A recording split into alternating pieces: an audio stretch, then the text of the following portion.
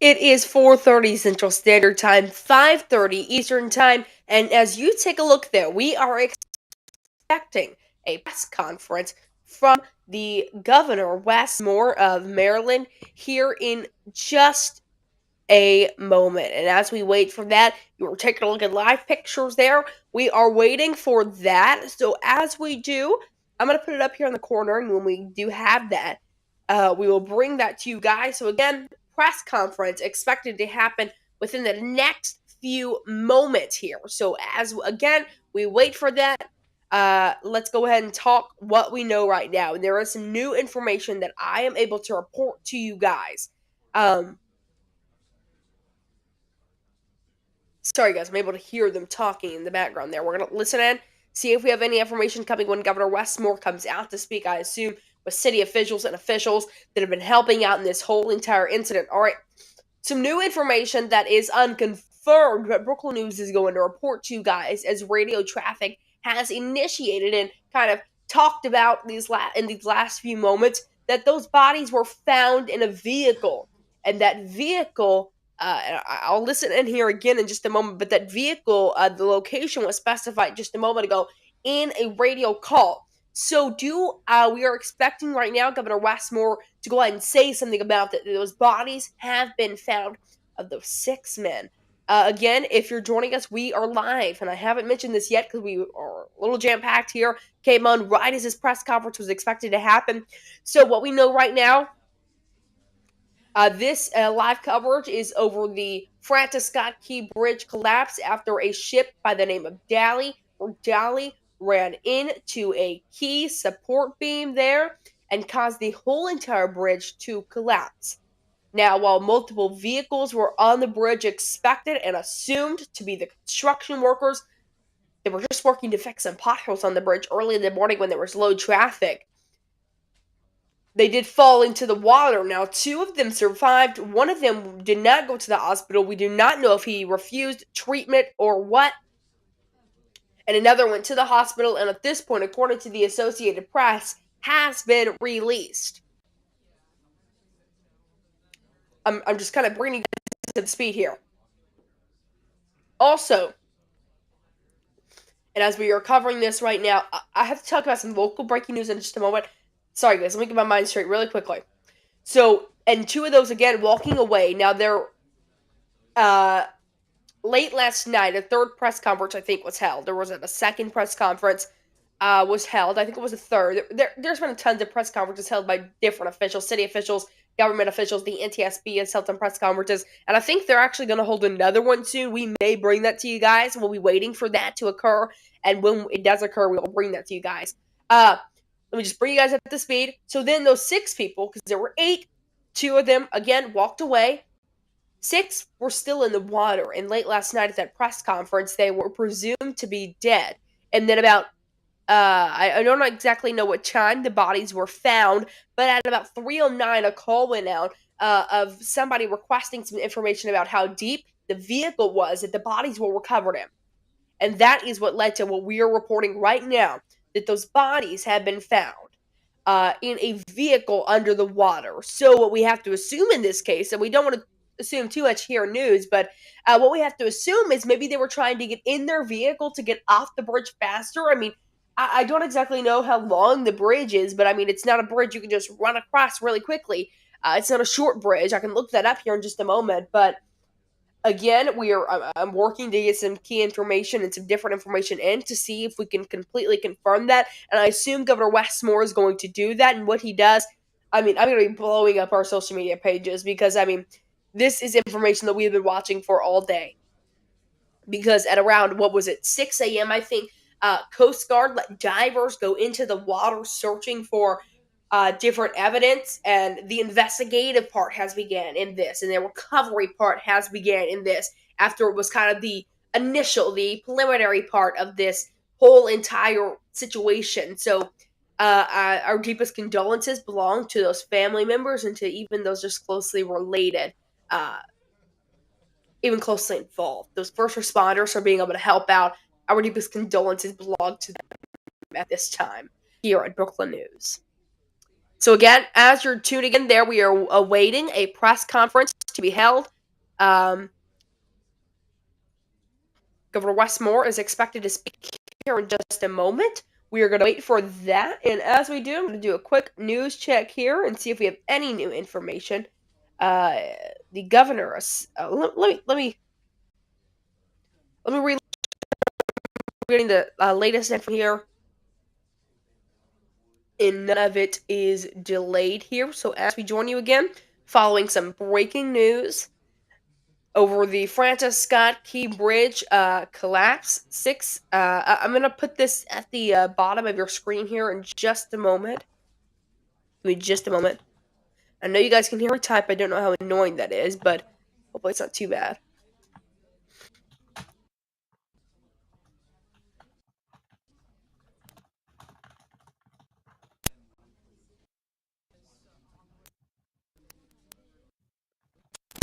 Oh, apologies for that noise. Connecting to audio is what it sounds like. Okay, let me quickly mute this for you guys. I don't want to explode anyone's ears off.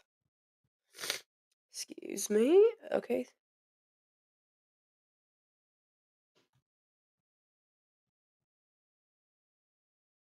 Okay, and we just heard they're waiting for some of their speakers to be there due to traffic. Some of them are not there, is what someone is saying in that door.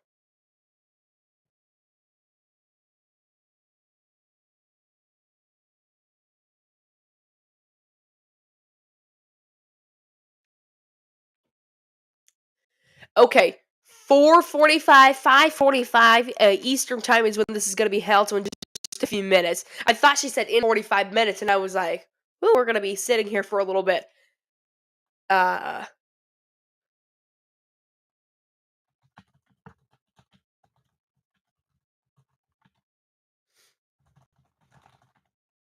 Sorry, guys. I'm typing in some information to put at the bottom of your screen.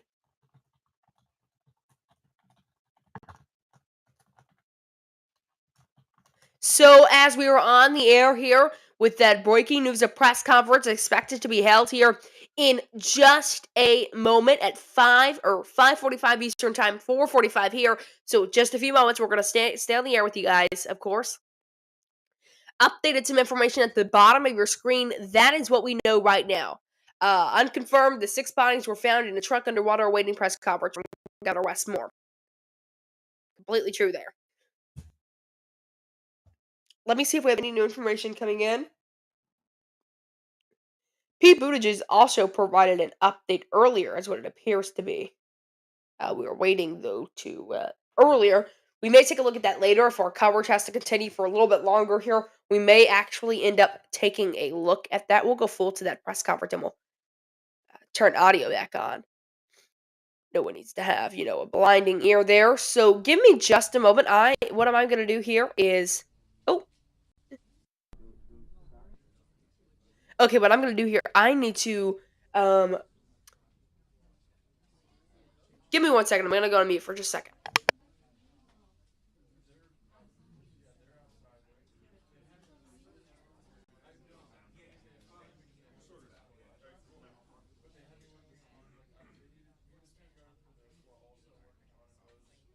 Okay, apologies about that. We're back here again, awaiting a press conference from Governor Wes Moore, expected to occur here in about 6 minutes at 4:45 and 5:45 Eastern Standard Time. Welcome into our live coverage, everybody. I'm going to do a quick recap why we're joining you, why we're even here today. All right, Tuesday. Oh, and she may be saying something else here. I don't know.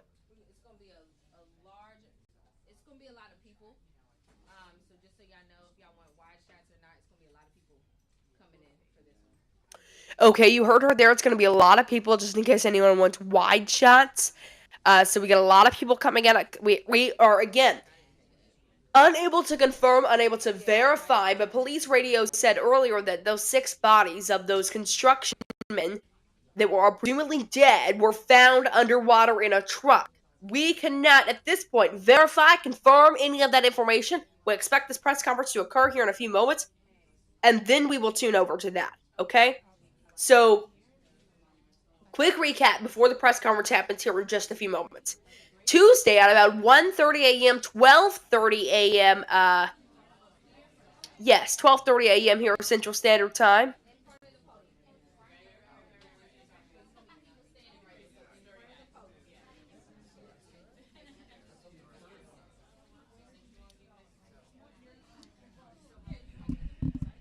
Hold up, guys. I like listening to that, and I can hear it without you guys having to hear it. So I'm gonna mute it here. I'll be listening in though. So I'm able to hear it now. All of a sudden, I'm not able to. Oh, I'm able to hear it. Okay. Okay. So while we're here today, yesterday at about 12:30 a.m. Central Standard Time, 1:30 a.m. Eastern Standard Time in Baltimore, Maryland,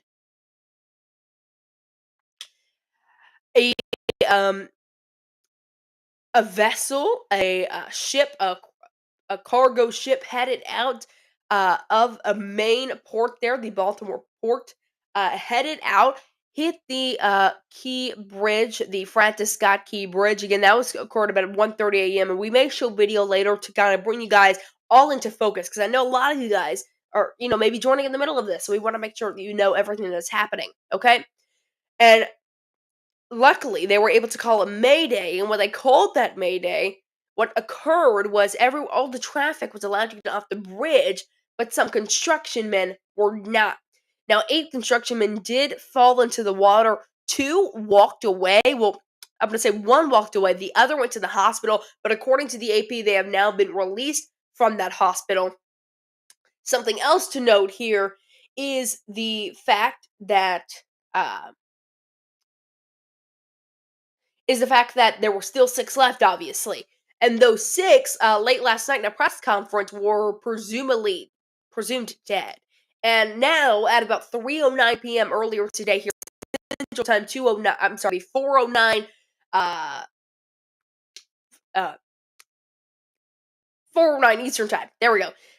And what occurred was a radio call went out, and we don't have we don't have a lot of radio calls. We only have like a few that we can actually still play through. And in those radio calls, it said we need information on how deep the water was where the truck was found. Actually, let me just play that for you guys. Actually, it's 11 seconds.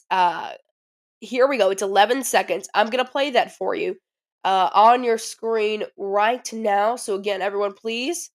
You're going to listen in here to that radio call, and this is when Brooklyn News was able to not confirm, but able to kind of have a little bit of a knowledge here that there may be bodies that were found.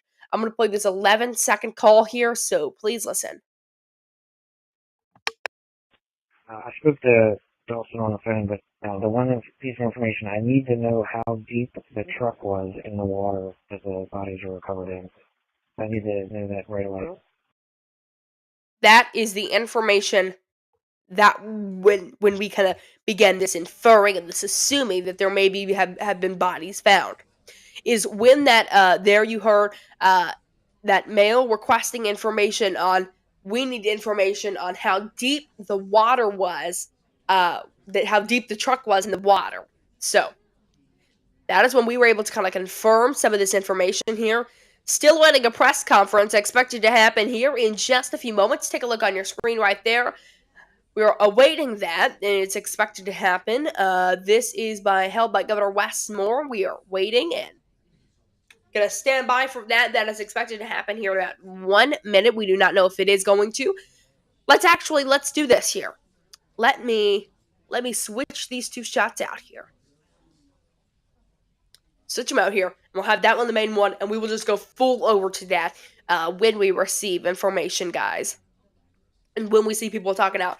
Press conference again expected to be held moment now with held by Governor Wes Moore. Now earlier, I don't know if you guys heard it, but a lady came out. I assume that's one of the people helping the press through this situation. I don't know if it's the press secretary or what, but she came out saying that we may want to get a wide shot. We're gonna have a lot of people coming out, so we are going to be expecting a lot of news coming in. And also, I'm also learning that the NTSB may be holding a press conference here in also a moment. I'm going to check on that here. Give me just a moment. I'm going to check on that really quickly.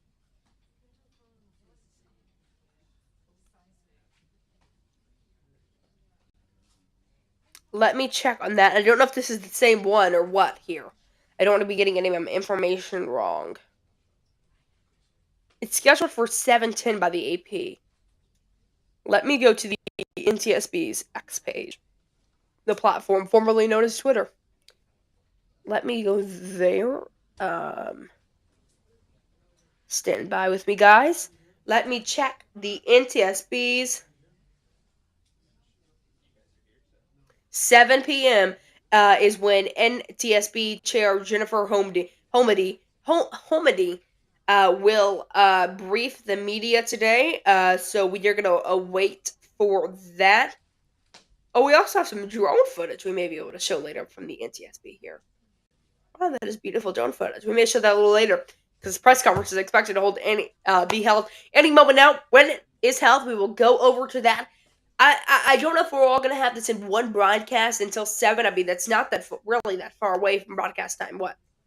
I expect this to be held for, 30, 45 minutes here. I mean, she said a lot of people. We don't know how many people are going to speak. But then we have to add in the fact of talking about all the facts released, going back through some information, and what is that? 5, 6, 7. So what is that? 2 hours. So we may go to that if we are able to in 2 hours. We may talk for 1 hour, take a break. I may go grab something to eat, and then we'll go to that. Okay, guys. Also, quick promo here. Actually, before we go to that, let me talk this local breaking news.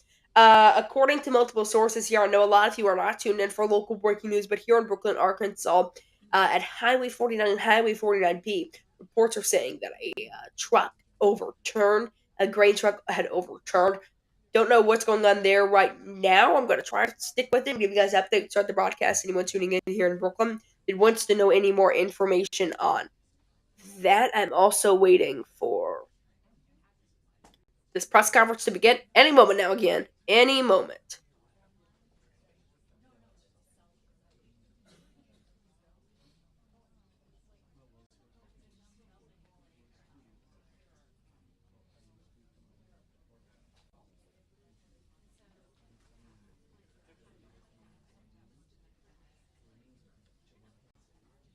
Okay, sorry guys, checking in on some information. I also need to mute myself really quickly because I need to check on the stream and see how that sounds. If I can, I'm gonna have to go through here again. Okay, sorry guys, I'm having to pull up different things. I feel like I'm screaming because I can hear myself super clearly through here. I don't know how that sounds to you guys. Awaiting this press conference again.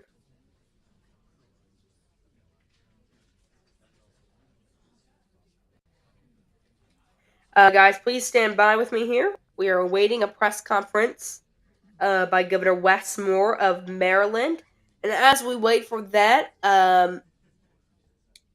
we have a shot there of it. You guys all can take a look at. And give me just a second. I'm fixing to hear myself. 1 second here, guys. I need to check something.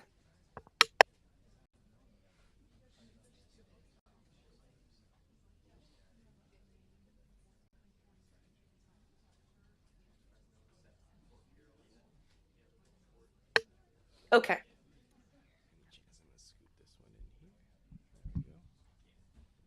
Okay, can you guys still hear me? I turned my mic down just a little bit since I feel like I'm screaming. Oh, is that too low? Too low, too low. Is this fixing to start here?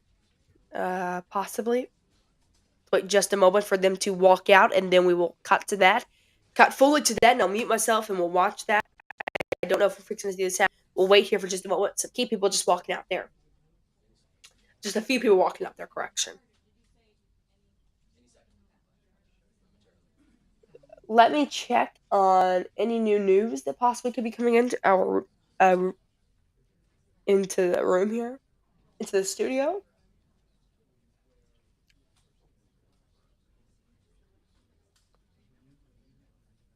Coast Guard in search for 6 missing in bridge disaster, which we did know that. Let me see what the New York Times is reporting. Here we go.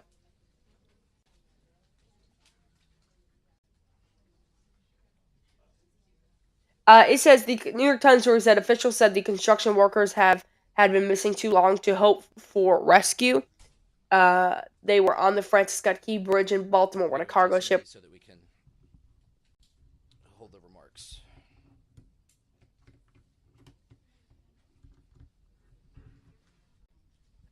Missing too long to hope for rescue. They were on the Francis Scott Key Bridge, Baltimore, when a cargo ship rammed into it after losing power. I also need to quickly make.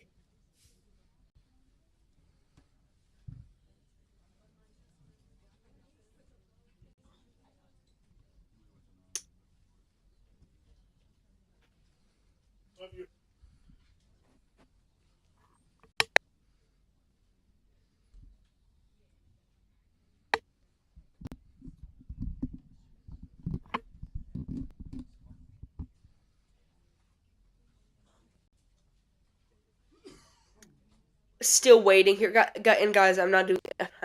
I'm not taking my stream, guys. Just checking a story here. Just seeing. Okay, we are also going to be streaming the NTSB press conference that is expected to happen at 7 p.m. We'll have that live coverage there when that occurs. Let me think here. Still waiting for this press conference to begin. Expected to begin any moment now.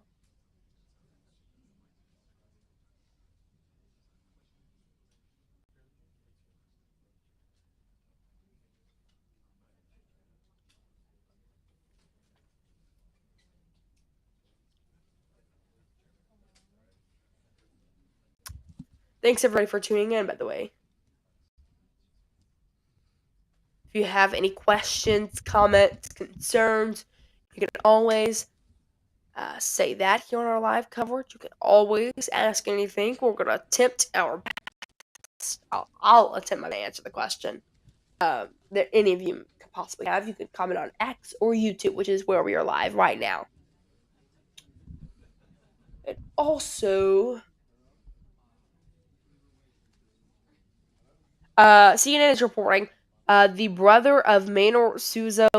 I'm pronouncing this so wrong, guys.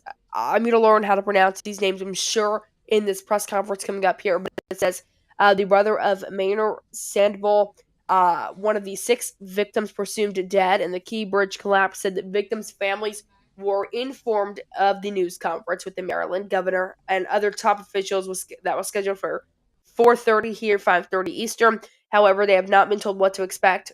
Are they fixing to walk out here? Oh, guys, I apologize for the quality change there. Okay. However, they have not been told what to expect. He added that they plan to attend and ask questions. Here is Governor Wes Moore. Listen in, guys.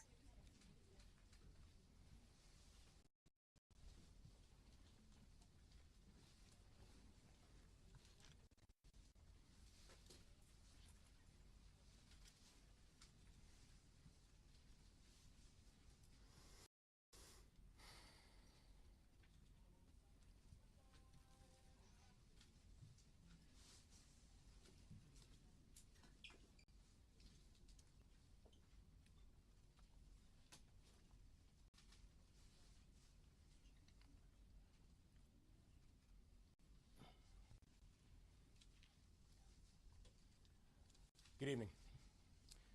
Today, we transitioned from search and rescue to recovery. We need to bring a sense of closure and comfort to the families, and we take that very seriously. And to all the families, I say, estamos contigo, ahora y siempre. Less than an hour after the collapse, we had divers in the water at 2:25 a.m. to begin search and rescue. This morning, we had divers in the water starting at 6 a.m. for search and recovery. This is not a conclusion. It's a continuation. And we take this phase just as seriously and just as personally as we did the last phase. And I want to thank, as always, all of our first responders, the Maryland State Police, the Coast Guard, the Natural Resources Police, Baltimore City Police Departments, in Baltimore County, Baltimore City, and Prince George's County Fire Departments, and everybody who was involved inside of this work. Now, I can tell you over these past days, we have heard an outpouring of thoughts and prayers coming in from all around the world. For Baltimore, for Maryland, for the victims, and for their families. And to everybody who is sending out those prayers, I want to say that we have felt them, and we've been comforted by them. To everybody who has shared kind words, we want to say that we appreciate kind gestures that you have shown. And we also want to let everybody know this, that going forward, we're also going to need your support. The collapse of the Key Bridge is not just a Maryland crisis. The collapse of the Key Bridge is a global crisis. The national economy and the world's economy depends on the Port of Baltimore. The port handles more cars and more farm equipment than any other port in the country. Last year alone, the port handled $80 billion of foreign cargo, the largest in the country.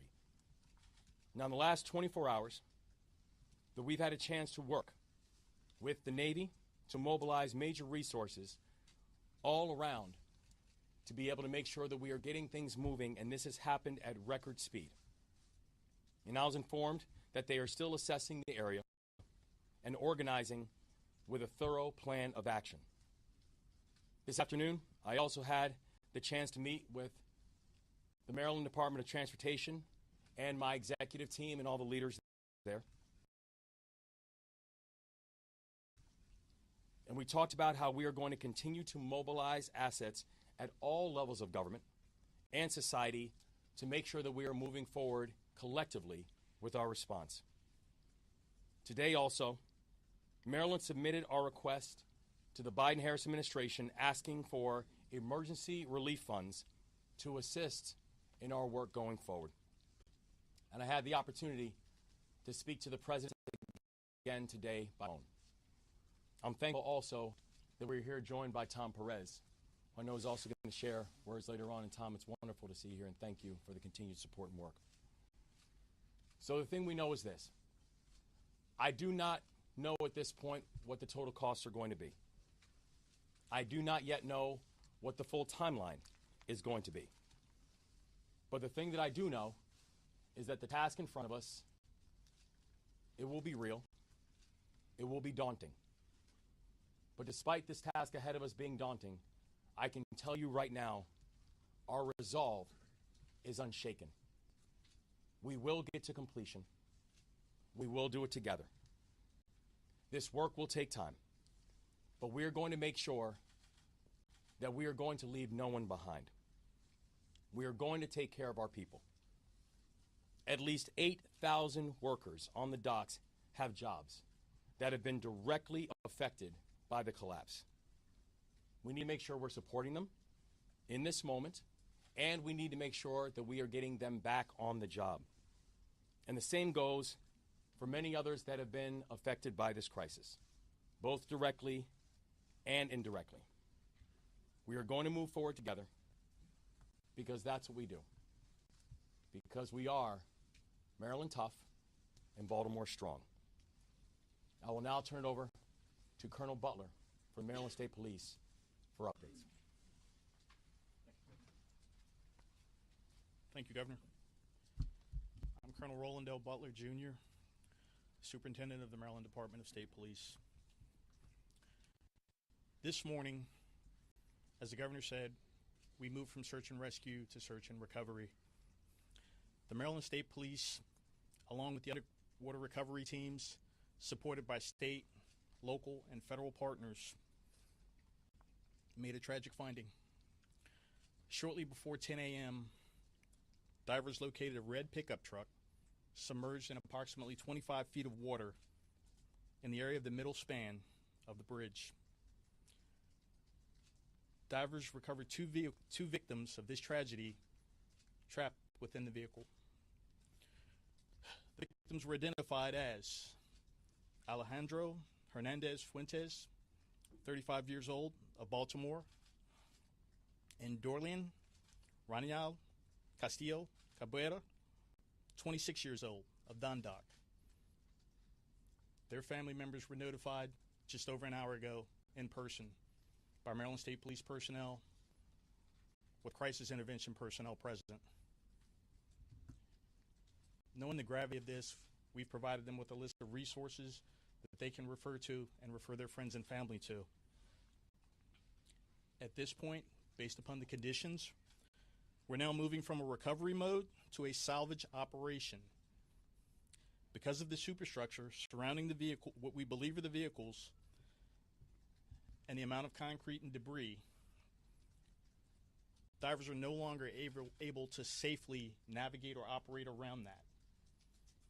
We have exhausted all search efforts in the areas around this wreckage, and based on sonar scans, we firmly believe that the vehicles are encased in superstructure and concrete that we tragically saw come down. At this point, as this moves to a salvage recovery effort, the Maryland State Police will continue to support the Unified Command as the salvage assessment phase takes place, and the U.S. Coast Guard will brief you additional information regarding what to expect and possibly how long this could take. But I'll tell you now, there's no definitive timeline on this. Please be patient. Please keep the family members in mind. In coordination with our FBI partners, we've determined the countries of origin of those that are presumed deceased to be Mexico, Guatemala, El Salvador, and Honduras. The notifications to these individuals' family members and loved ones outside of the United States is being handled by the Federal Bureau of Investigation in accordance with their established protocols. Again, I encourage you all to think about these people and those that they love and they lost. They're going to need your love and support. Now I'll hand it off to the Admiral. Good evening. My name is Admiral Shannon Gilreath. First, I want to say our deepest condolences and sympathy go out to the families of the impacted individuals. I also want to announce that the Coast Guard, along with our federal and state and local agency partners, have stood up a unified command. Our number one priority in that unified command is to reopen the waterway so that we can safely move commerce in and out of the Port of Baltimore. That's our number one priority. We're going to do that as soon as possible and as safely as possible. So that's what we're doing from a unified command perspective. Thank you very much.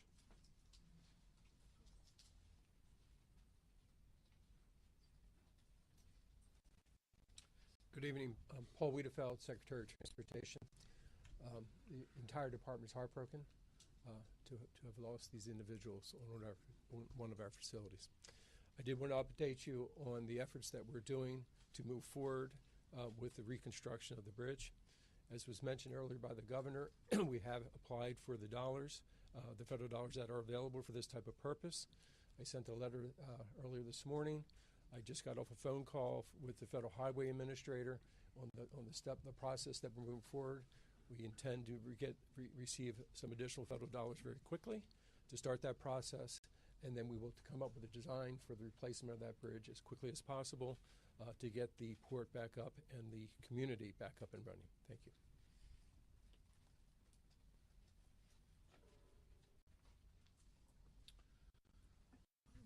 Senator Ben Cardin, first let me express our deepest condolences to families of the victims of this horrible tragedy. And I also want to personally thank all the first responders. I had a chance to see firsthand some of the diving activities, and it was extremely challenging, to say the least. And we know that the quick action of our first responders saved lives by keeping vehicles off the bridge before it collapsed. So I really want to congratulate our first responders. When you have a catastrophic event like this that affects transportation infrastructure that's critically important to our community and to our region, the federal government comes to your help. And we are asking the federal government to help us through this crisis. President Biden has responded in a very direct way. We are very confident that we will get the immediate attention that we need, thanks to the Biden administration and our federal partners. We also will need the help of the Congress. Senator Van Hollen and I will be working with our entire congressional delegation to make sure that we provide the necessary authorization, support, and resources to make this recovery complete, and that we can move as quickly as possible. Make no mistake about it, our top priority is to get the shipping lane open. We recognize that every day it's closed, the impact it has not just on Baltimore and our economy and the state economy, but in our country, and affects the global supply chain.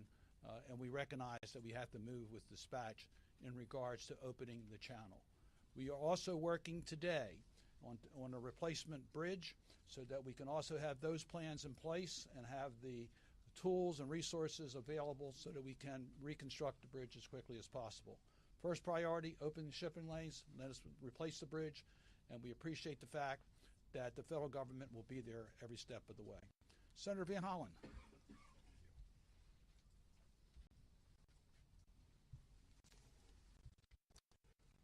I want to start where the governor and Senator Cardin and others did by saying to the families of the 6 that we lost in this tragic accident that our hearts go out to you, and we as the Maryland family will do everything we can to provide you with the resources that you need in this very difficult time.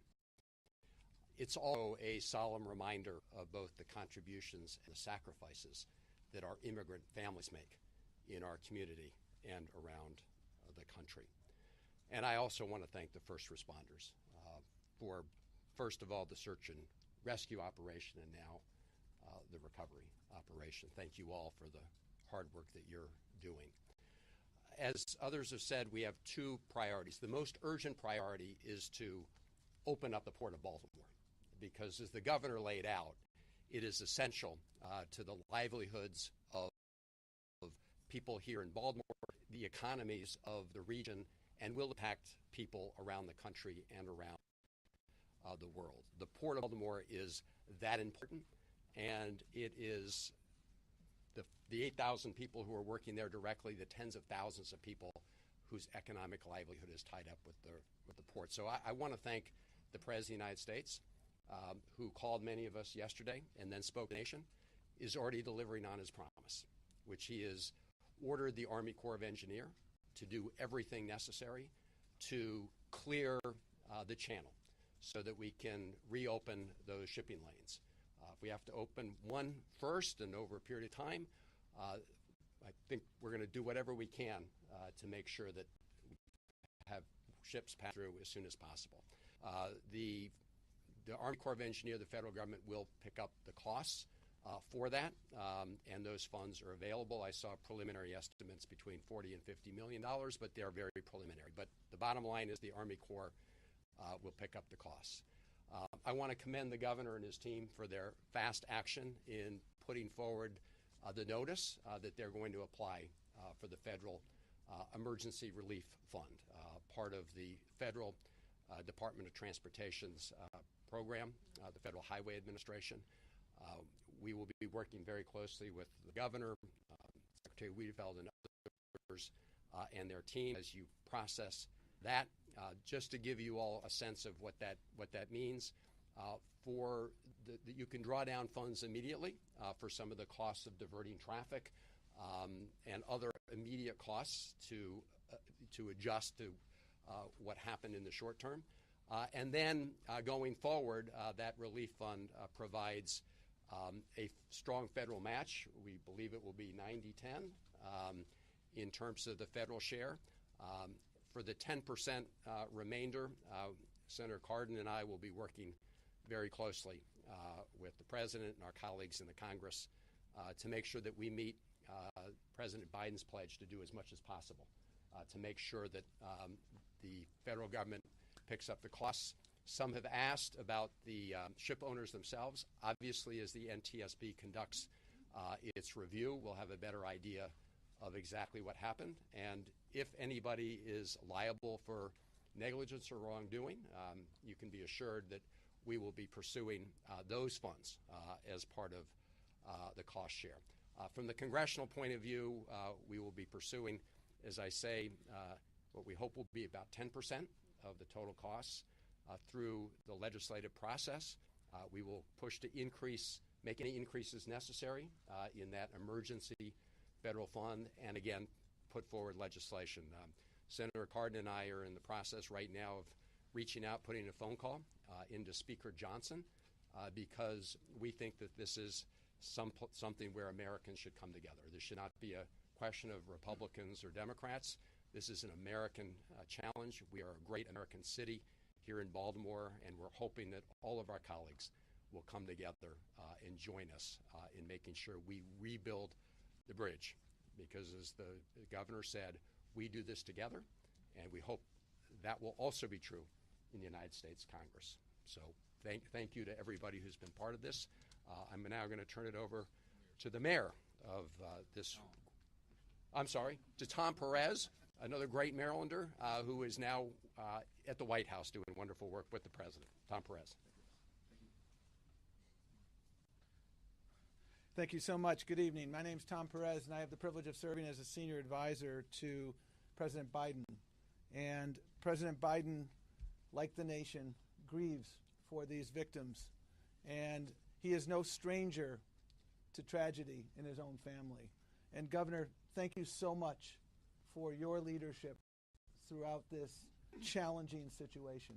It's been steadfast, and it has been remarkable.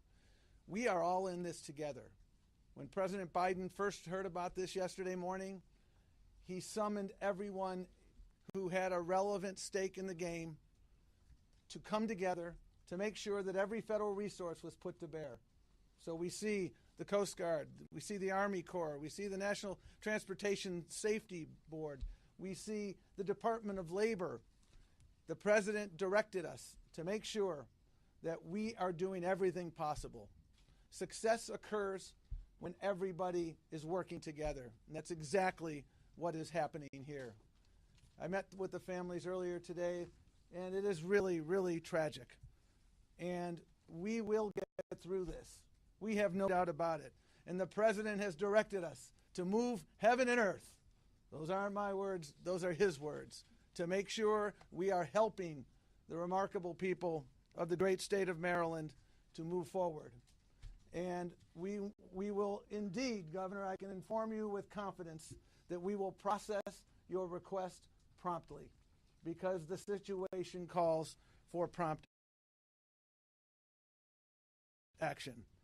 Déjame hablar poquito en español porque las víctimas son latinos. Me llamo Tomás Pérez. Yo trabajo por el presidente Biden. Hoy es un día muy, muy triste para nuestro estado y nuestro país. Y el presidente entiende bien el sufrimiento de la comunidad. Y el presidente en la dama primera, las oraciones de ellos son con la familia de las víctimas. Presidente Biden entiende bien la necesidad de construir la puente, de construir oportunidad para todos los residentes de Maryland y vamos a trabajar juntos en esta causa. We will continue this work, whether it's the Department of Labor, whether it's our colleagues who are here today. We will do that together because that is what teamwork is about. Thank you for being the captain of the team, Governor, and we will continue to move forward. And speaking of other members of the team, it's an honor to present to you the mayor of the great city of Baltimore, Brandon Scott.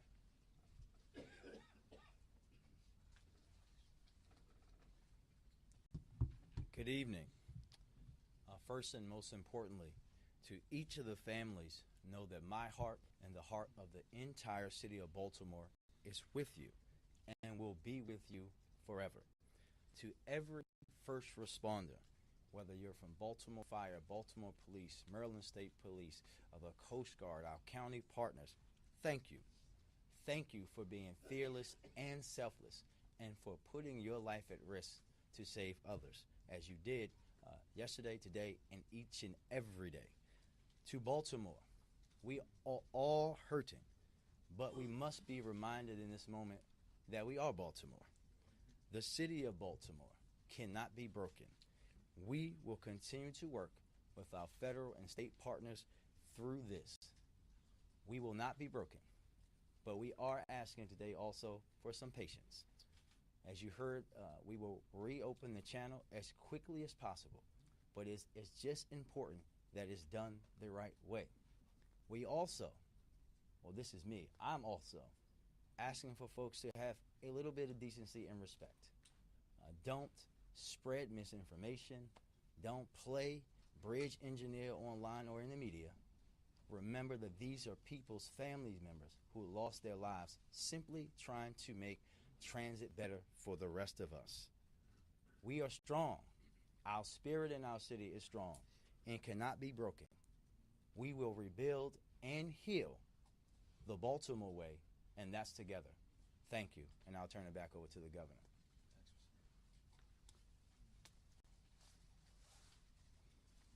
Thank you all. I'm going to take some questions. Start with Aaron Cox in the park. Hi, sir. We've heard a lot of reports that the ship had engine failure before it got to port. There were some problems as well as at port. What do you know about the state of the ship as it was pulling out right before it hit that bridge? We're still under investigation as to what exactly happened. And we don't have a declarative answer as to why there was power challenges and power issues.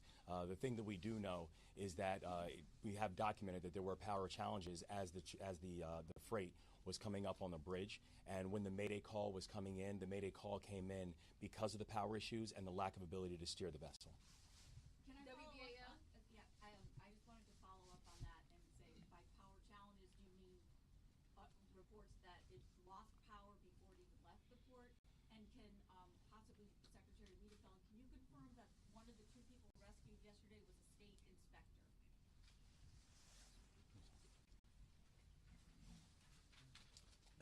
Yes, one of them was an inspector, actually with a contractor, but not with the firm that was doing the work. I'm sorry. It was a engineering firm, and not the people doing the work on the bridge. Contracted by the state. Yes, but not a state employee. Bronner, right?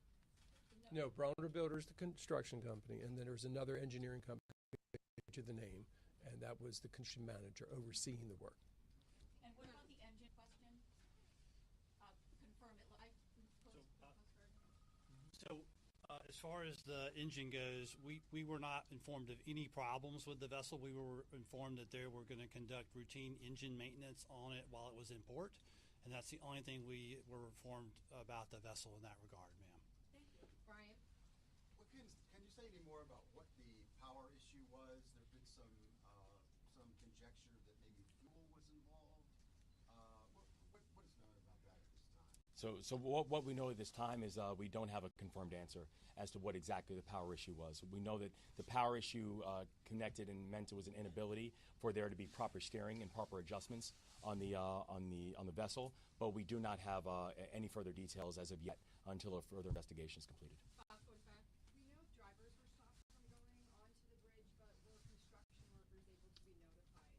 Yes. So the first responders, who again were really moved heroically after the first Mayday was called, were able to both move toward keeping additional cars from coming on the bridge, and also begin to notify some of the workers and people on the bridge that they needed to move off the bridge.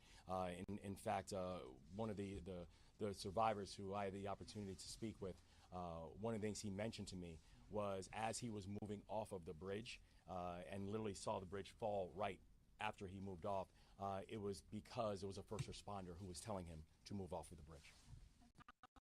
How did that communication happen? First, I've heard of it. How were you able to communicate with the crew? Was it on the other radio channel? Well, with the first responders, when they were first responding and they began to move and to keep cars from coming on, they were also notifying people on the bridge they need to move off the bridge. Yeah, but how? The question. How did they notify them? Cell phone, radio? Well, I think we'll find out by investigation what exactly happened. I know that the one person I spoke with, he said it was audibly that the officer was telling him to move off. All right, we're going to move on. ABC 7. Well, I was essentially going to ask that same question, just to confirm that there were efforts made. All right. They were, Brad, yes. Yeah, Paul Present, do you support the proposed Port Act in spite of the state's current fiscal situation? I've not gone through the Port Act in detail. The thing that I know is that we will work in coordination with the General Assembly with a response.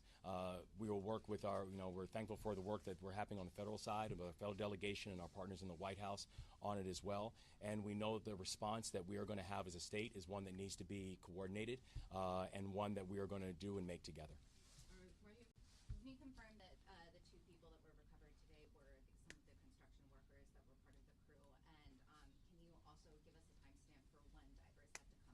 of the water today? Obviously, the water was terrible, or the weather was terrible. Yeah, I can speak to the first question, and Admiral or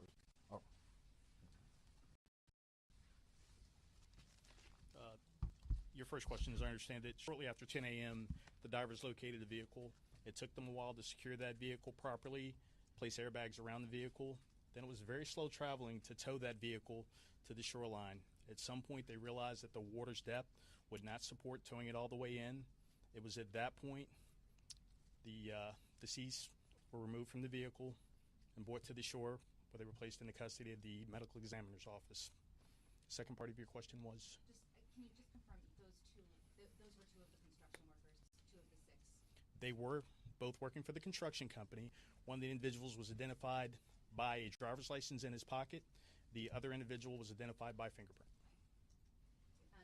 So what time did all the searching stop today, or the in-water searching stop? Was it at that? The in-water searching stopped at about 4 o'clock today. The divers did exhaust the search area around that to ensure that they couldn't get in there. The sonar supported the conclusion that the divers all reached, and you had divers working from multiple jurisdictions. Sonar simply said that they could not get to that area because it was fully encased in the superstructure. Now, once that salvage effort takes place and that superstructure is removed, those same divers are going to go back out there and bring those people closure. All right, next question. Governor, are you now ruling out that there were any other vehicles or potential victims beyond the six? Yeah, the information that we have as of right now is that there were no additional vehicles. There will still be a full investigation conducted, but we have no information as of right now that shows that there are additional vehicles. And briefly, the nationalities, if you would, of the two victims recovered today.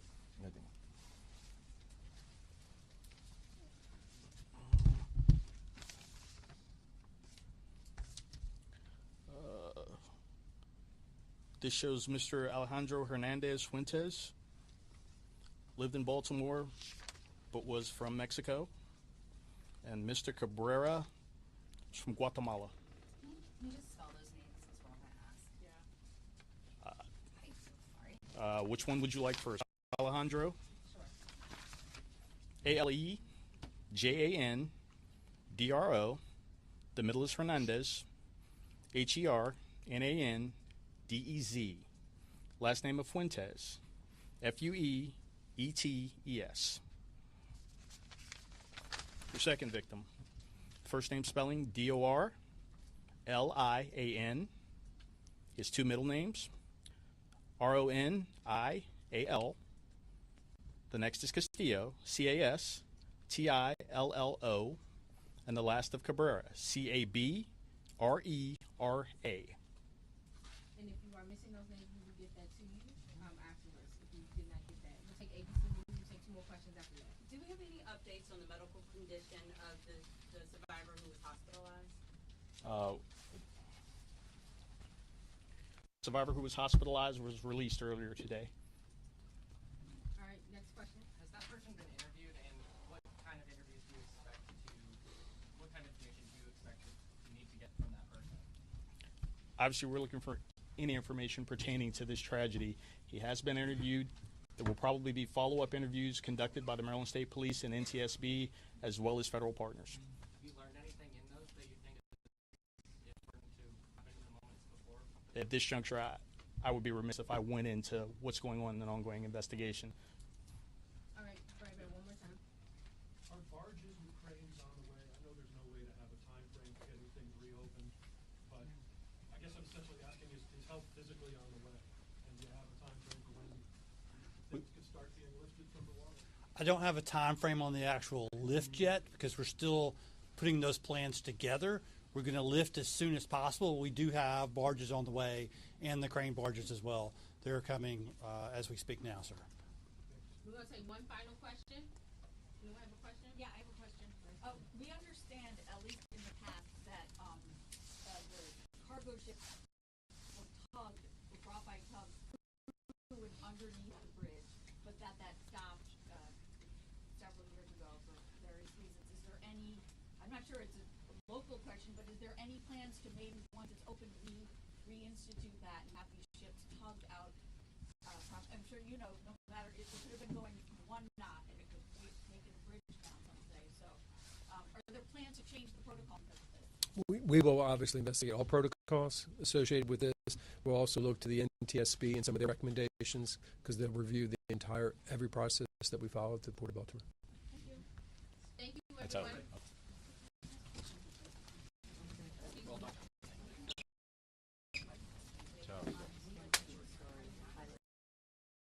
Okay, sorry about that. You should be able to hear me now. Apologies if there was any type of delay or anything like that. I'm going to be right back to talk about this press conference here in just a moment. For now, I'm going to put this screen.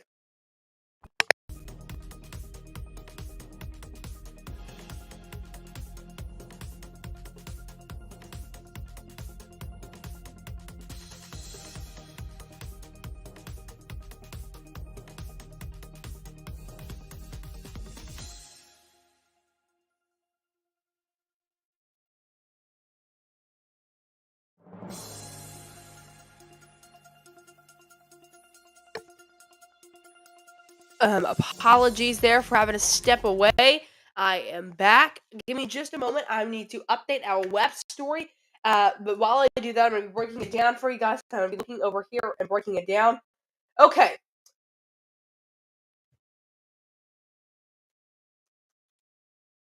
Do this. Okay, so I'm going to go through all my notes here and try to put them from the beginning of this press conference to the end. Let me find exactly where our notes begin. Okay, here's Governor Westmore.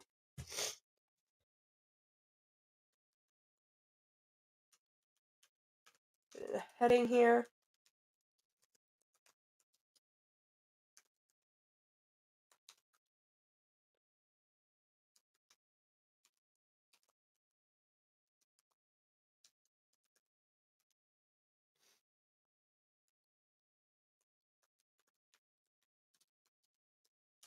Okay, divers warned water on Tuesday at... actually, let me hold up. Hold up, guys. Let me get a live view back to where we had it. Oh.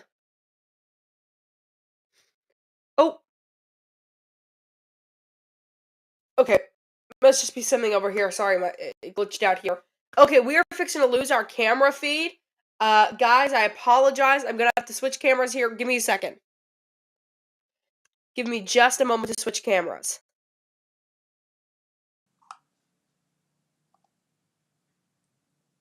Now you guys had two views of me. Did not mean for the echo. Guys, I need to do something really quickly. I'm gonna go back to this camera. Give me just a second. Sorry, guys. My camera is going to die here in front of me, so I need to plug that in here. Let's go back to this camera. Okay. Sorry, had to get that sorted out really quickly there. I'm gonna work to get a live feed here of the port. So, and as we do that, and we're on the wrong camera again.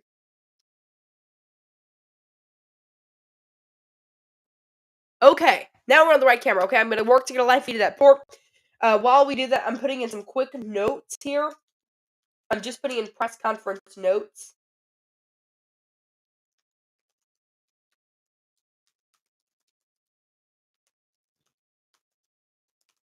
So, again, big story from this press conference, the fact that now we are learning that 2 bodies were found in a red pickup truck.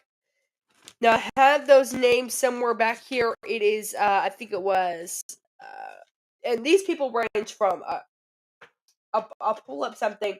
These victims are, let me see if I get this pulled up really quickly, guys. Sorry, a lot of things going through. We have to get set back up here.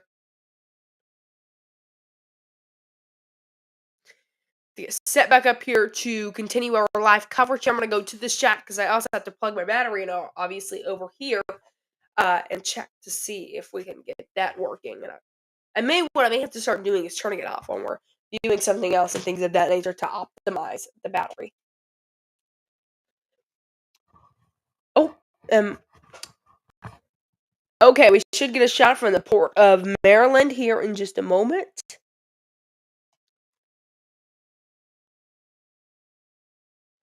I'll switch to that when we have it, though. Key thing from this, 2 bodies were found in a red pickup truck, and then press conference you were just watching, extremely foggy view. That is what that camera looks like at the Port of Maryland right now. Extremely foggy view. Not much visual at all.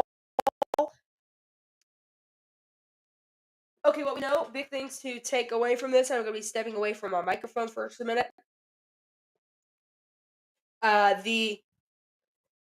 Okay, let me just go through this, guys.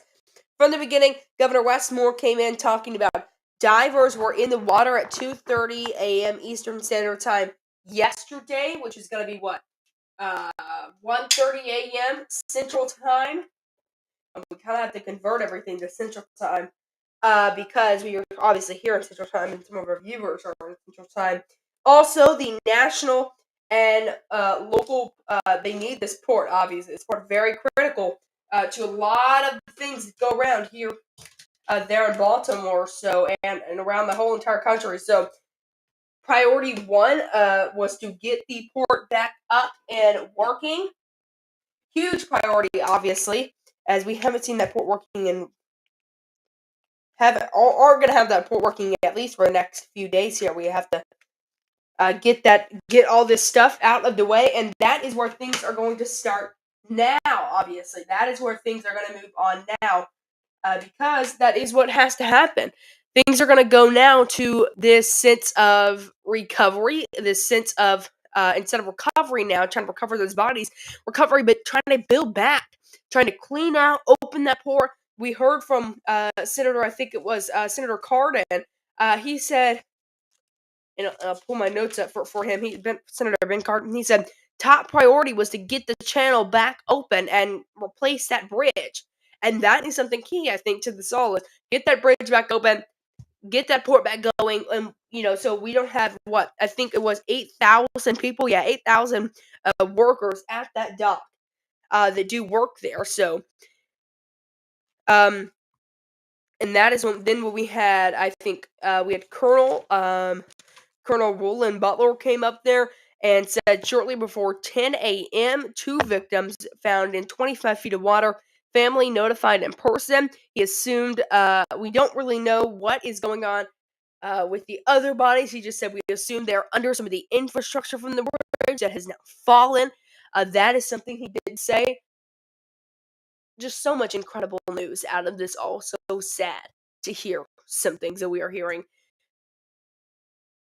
and you're taking a look down at a very foggy or rainy view. I don't exactly know just yet if it's fog or rain, but you can kind of see and make out in the background the ship that did crash, the Dolly ship that crashed into the Francis Scott Key Bridge yesterday at about 12:30 a.m. Central Standard Time, 1:30 a.m.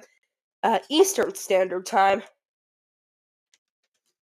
Senator Holland again re-emphasized. He said 40 to 50 million is what the total price is looking at right now, and he said 10% legislative cost is what they're looking at. Also, he said this is not a question of Democratic and Republican. When he said he was trying to get a call scheduled with current Speaker Mike Johnson, and said this is an American problem. So that's something that was iterated by Senator Van Hollen. Now, Tom Perez, a senior advisor at the White House, he said President Biden summoned everyone able to assist, calling this really tragic. He said, move heaven and to get this all figured out, get this situation done with. And then he began to give a Spanish speech, which that those victims are from those deceased people now that are victims of this tragic accident are from apologies here. Give me just a second, guys. Are from Mexico, Guatemala, El Salvador, Honduras. That is what officials say. Now, it was an inspector overseeing work is among those two that fell into the water. An inspector who was contracted by the state of Maryland with an engineering firm overseeing work. Again, was one of those victims. It was that was according to Maryland Transportation Secretary. So a lot of key news, a lot of key things going down in all of this that we are watching. I'm going to now work to get a story put up on our. Actually, let me go to the mayor, Brandon Scott of Baltimore. He thanked first responders. He said the city of Baltimore cannot be broken. And then he went on to the speech kind of, don't be spreading misinformation. Don't kind of be playing a bridge engineer on air. Now, I'll go to the questions that were asked by some of the press members and some of the answers there. Now, what we knew is that the colonel, I'm sorry, not the colonel, but the Coast Guard officials had been, I think, informed that maintenance was going to be done on Jolly, which is the ship name, at the in the port, but they did not know any other information there. Now it said according to one of the victims who walked away, an officer told him that to move off right after he had watched that bridge fall, right after he had completely off the bridge. So, see some boat moving there in the background. I know you guys can't hear that, but I'm listening also to police radio.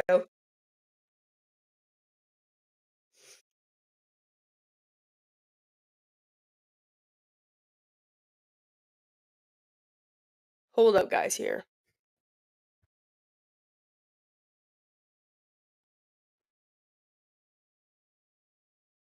Okay. There also was search ended at about 3 p.m. Central Standard Time, 4 p.m. Eastern. No information that there were additional vehicles at this current time. All right, guys, I'm going to put my focus over here to doing this story really quickly here. I'm going to put my focus to that. So I'll talk about what new information we may have received, what new information we're getting in on this day, in just a second. Let me do something really quickly. I hope not cause me to freeze. Maybe here. Okay, so now I'm gonna go over here, write a story really quickly. I don't know if you guys are able to hear me type in. I'm sorry. Let me turn this police radio down. This radio that we are listening to right now. Let me turn this down. I'm sorry. We were hearing calls that don't appear to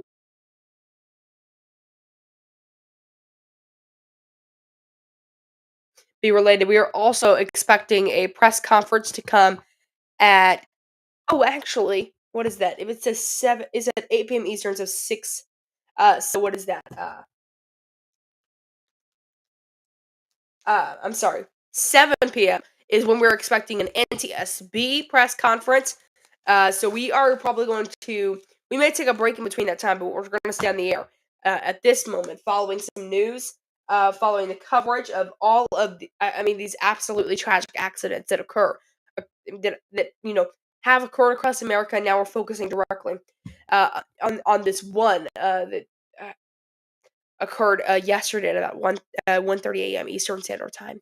So we're watching it all as it happens, and I should also, when we come back, we'll have my camera back. Apologies for not having that. It's just battery's not infinite.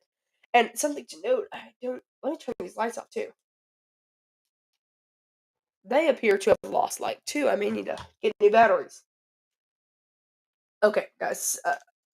Apologies. I just had to write this story to connect to our website. We're a little late. We're a little late now because I've been talking on this absolutely horrifying news this last few moments here. So let me quickly write a story. Which we already have one written. We just have live updates, and I should have been updating that during the time of the press conference.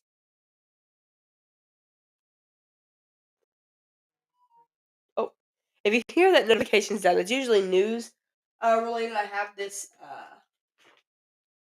phone over here, and sometimes it will give me news notifications. This phone right here. Okay, let me go ahead and write this down.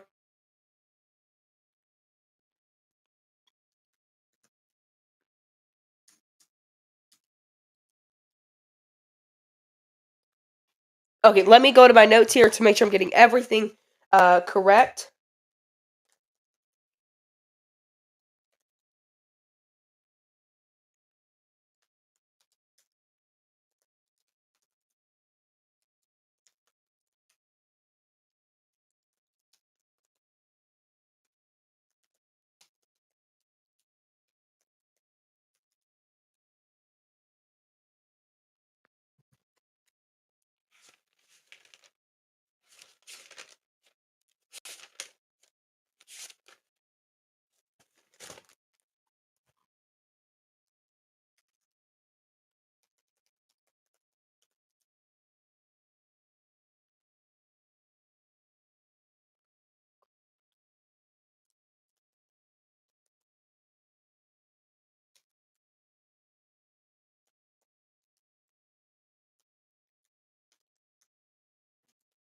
Sorry, guys, locking in here, as some people would say, on this story.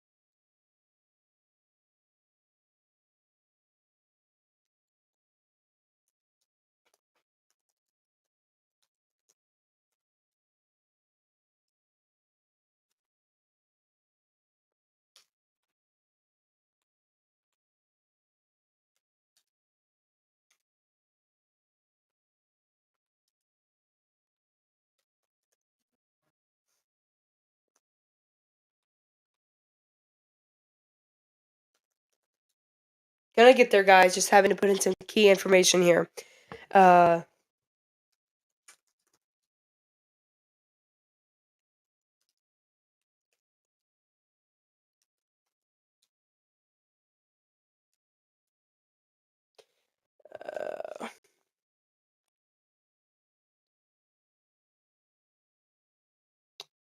Hold up.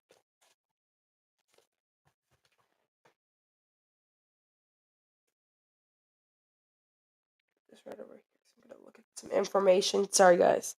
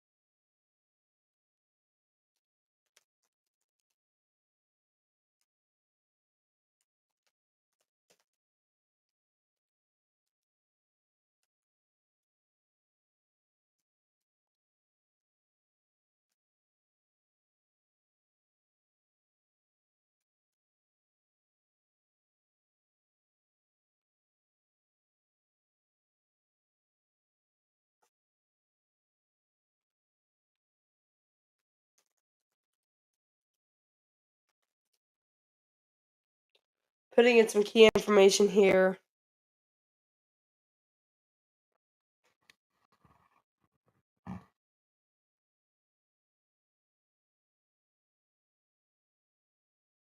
Okay, here. Hold up.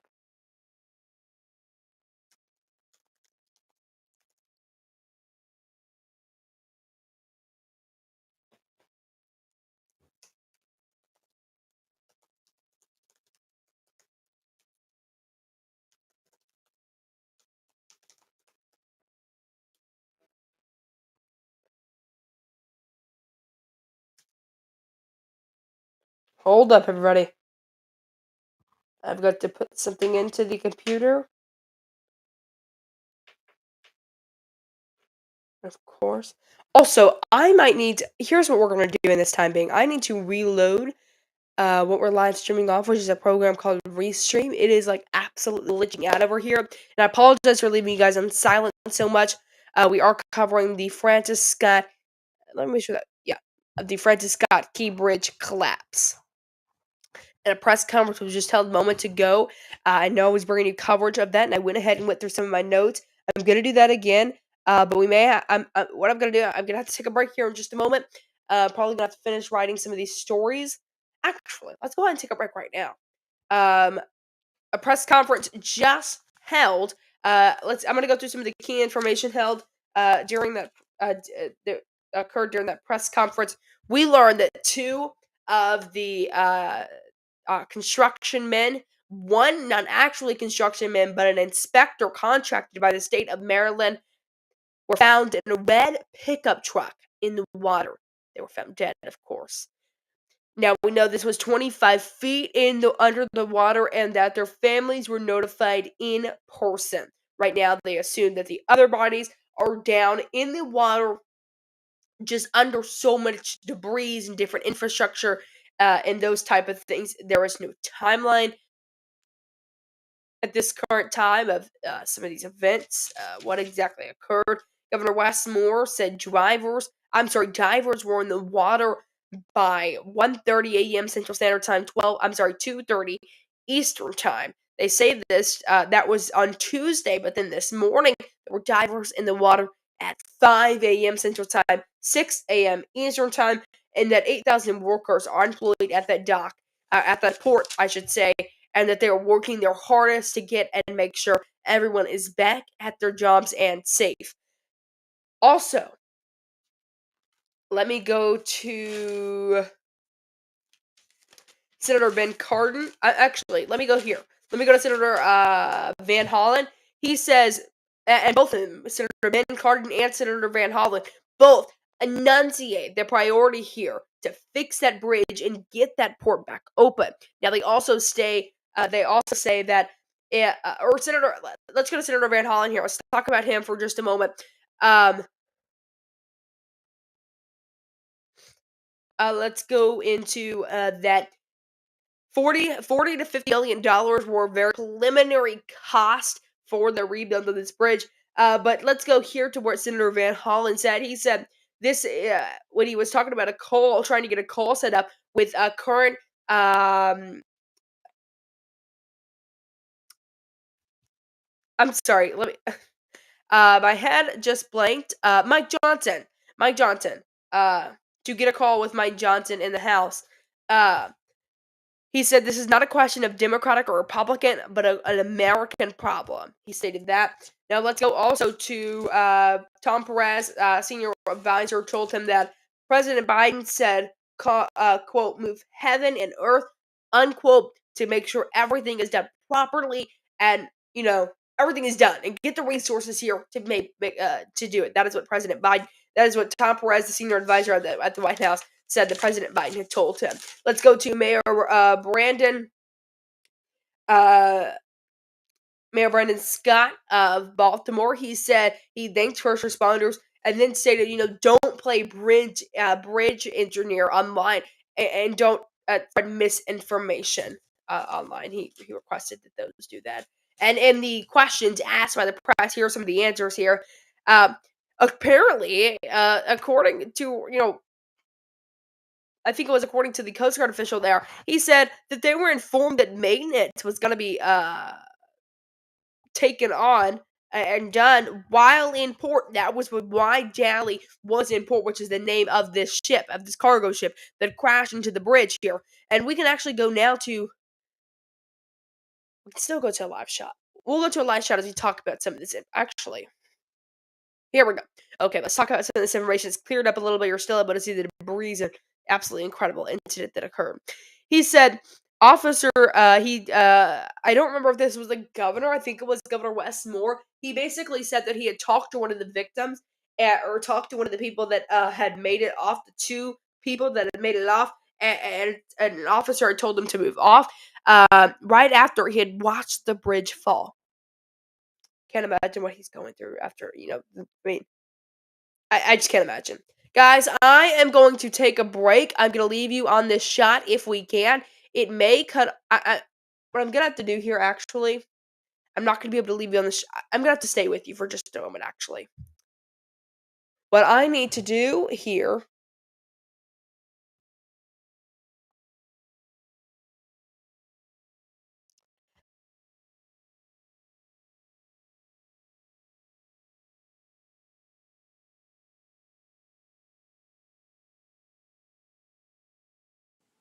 We have also lost our microphone, so I'm going to have to go here. Sorry, guys. I'm having to restart this computer here in front of me. It's powered by this microphone, of course. Apologies. You may have not been able to hear me. We're going to stick with this shot as long as possible. We may lose it here in just a second, though. It's not going to be completely updated. It's just enough to give you guys at least a picture of what we're seeing right now as we continue to watch this all as it goes down. I'm going to take a break as soon as I get this all pulled back up and ready for you guys. There we go. There goes that shot. I'm going to get this all back up, ready for you guys. As soon as I do that, I'm going to take a break for just a moment, and then I will join you back again in about, an hour when this press conference held by the NTSB occurs again. I'll join you a little bit before to break down what exactly is occurring. Probably at, 6:30? 30 minutes before the press conference. Just a second. This computer is not turning back on. I'm going to attempt my best effort to get this back on here. Also, while we're waiting, I need to do this here.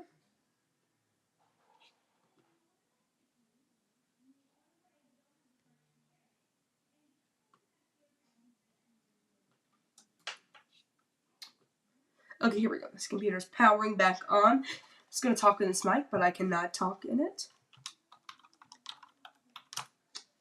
I'm going to try my best to get everything pulled back up.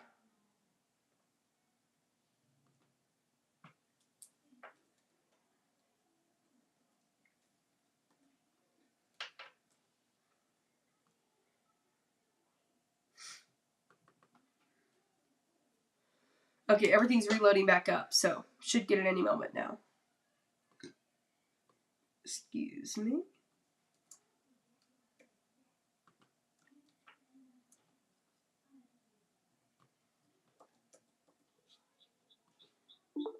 Oh, I apologize.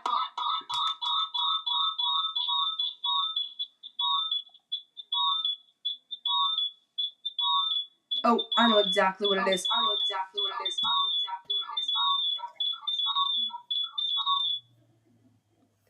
Wow. Any headphone users tuning in right now. I'm sorry, y'all. I thought it was my microphone, but it was because the volume is playing out loud right now. Let me see if I can get a shot back pulled up. I know my microphone's working now. There we go. I can hear myself echoing. I thought it was the microphone. Hold up, guys. Should be able to hear me.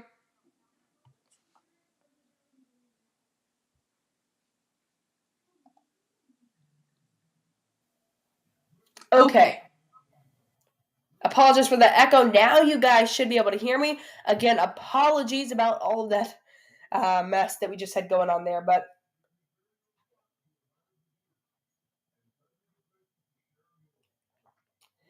okay. I am going to take a break, but I'm going to leave you on this live shot here. Give me just a minute to get that pulled back up for you guys. I'm going to leave you on it. And we are going to join you back for live coverage of the Francis Scott Key Bridge collapse. It happened Tuesday early in the morning. Again, I'm going to leave you off with the live shot of it. We will be right back, or I will be right back. I'm Jackson Mitchell here with Brooklyn News with live coverage of this all. Again, I'm Jackson Mitchell with Brooklyn News. I'll see you in just about 35 minutes when coverage, the NTSB is going to hold a press conference at 7 here in Central Time Zone, but I'm going to join you about 30 minutes before that. Again, thank you all for watching this part we just finished up, a press conference. I'm Jackson Mitchell, and I will see you right back here in just a little bit.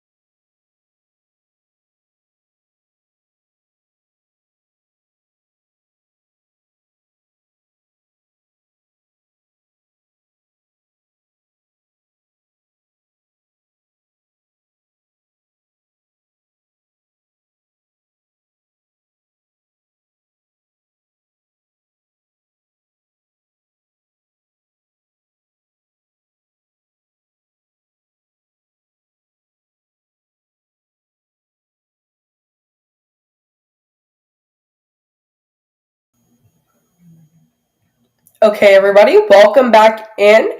I know I said I was going to join you a little later, but I'm not, due to the breaking fact that I have nothing to leave you guys on. And when we have nothing to leave you guys on, I mean, can't just sit here on nothing. So, welcome in back. What I'm going to do here is move my camera to the big spot here if we can. And apologies for the noise back there. Oh my gosh, it is blowing up back here. Let me see. Anything important?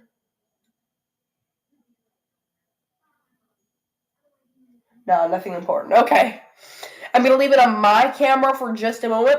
I know we are waiting for that press conference, but I have a few things I want to read off to you. Actually, forgot to do something before we came on here. I need to do something really quickly, guys. I'm going to leave you back on this shot. Hold up.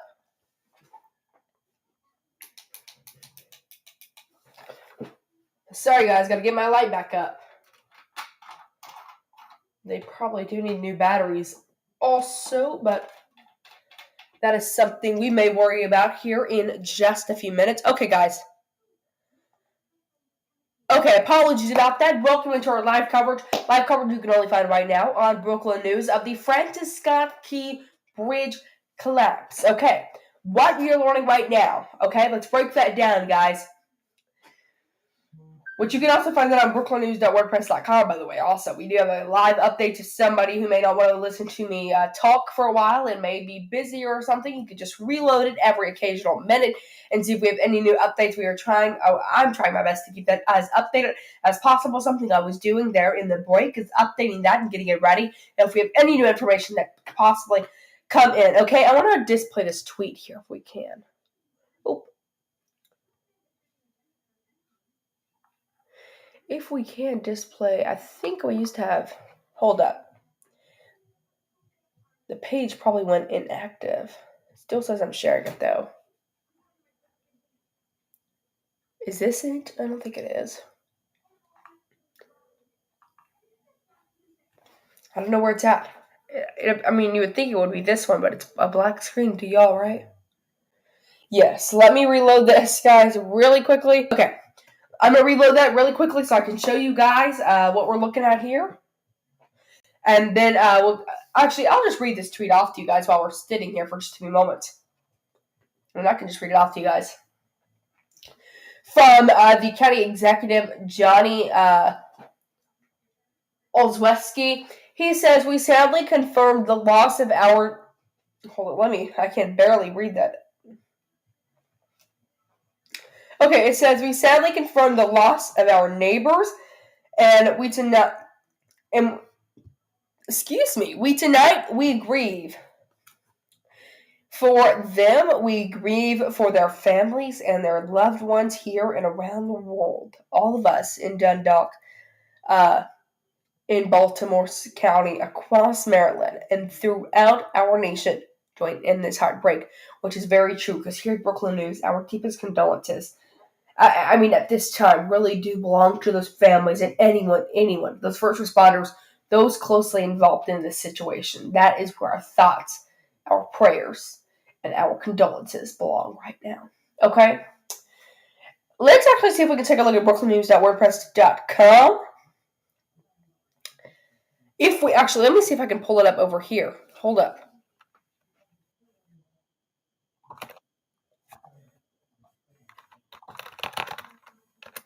Let me pull it up, and I know you guys can hear me typing every time I type. I don't know how annoying that gets, but hopefully not too bad. Okay, let me get that situated for you guys. Okay, here is Brooklyn News. There on your screen now. Let's go, and I'll show you guys how to navigate to where we're going and how to... Okay, maybe if it will take up the big screen. Oh, there we go. Okay. I think it's glitched. Oh, there we go. Okay. So you can navigate, and I'm sorry for yelling in the mic just now, but you can navigate to brooklynnews.wordpress.com. Again, that's BROOKLNDNEWS.WORDPRESS.com. Actually, I think we have a QR code of it that I'll put up and you can scan for our website. So scan that QR code up in the top left-hand corner of your screen, right over there. And then once you navigate to our website, you can accept the cookies or not. I don't think it really matters. We'll just accept them for now. And we have 2 stories here. The latest on the Francis Scott Key Bridge collapse and then live. So the latest is for those who may just be joining in on this coverage. And it really will bring you different things of that nature. And we may go through this story here in just a minute. But you can also, again, if you as soon as you notice, we don't want to, listen and read all the context here and all the different things of that nature, you can click there. It'll open in the same tab, and it'll pop up live Key Bridge collapse in Baltimore.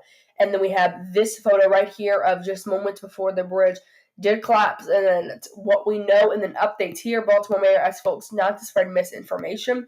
That is what it is looking like right now.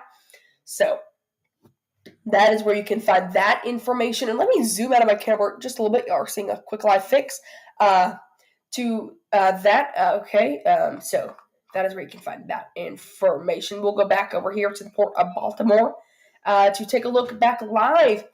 And one of you that you are starting again to be able to see it again. Earlier it was pitch black, and that's why, or pitch gray, you could say. That's why I had to come back on the air. Now let you guys blink again. Scan that QR code in the top left-hand corner. And let me put myself back on the big screen here. Actually, you know what I want to do? I'm on the wrong screen. Let's do this right here. But let's move this over here if we can, over to the other side. Okay. So right now we are continuing to follow, and I'm going to put, let me do something really quickly here. Let me change up the lower thirds.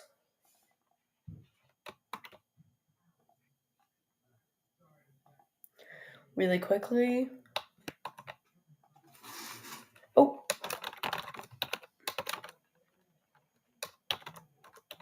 Oh, I'm sorry for that noise, guys. Every time I touch that cord, you're able to hear it.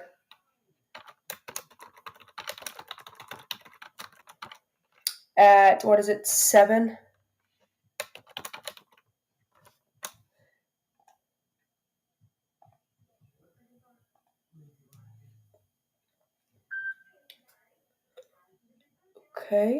Okay, there we go. Now it should pop up at the bottom of your screen what we have going on. Coming up, and what we are currently standing by for here, and I'm going to go over some key information here in just a moment from some Baltimore local news sources.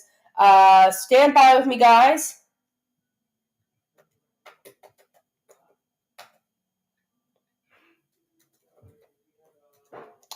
Okay, so if we take a look right here, you're able to see that crash there as we are live on the air with our coverage. Our continuing coverage, you could say, and we are waiting for NTSB, the press conference, to occur there at 7 p.m. Central Time.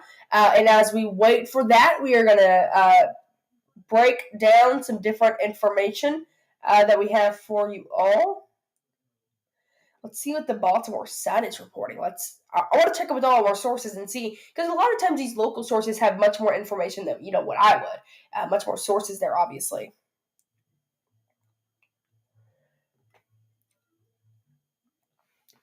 So the Baltimore, let me share my screen really quickly, guys. I know you guys can't see it, can you?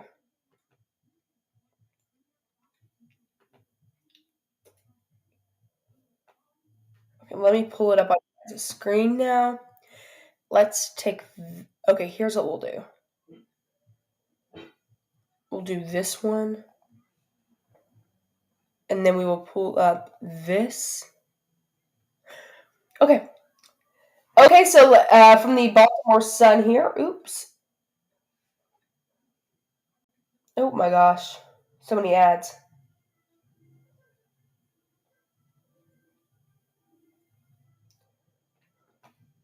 Okay, let's read this story here and see what new information we are getting in from that. As it loads up any moment now, it should. Okay, guys, well, I don't know. I think it made. Okay, here's current updates right now. Oh, here's something I just wanted to read. Oh.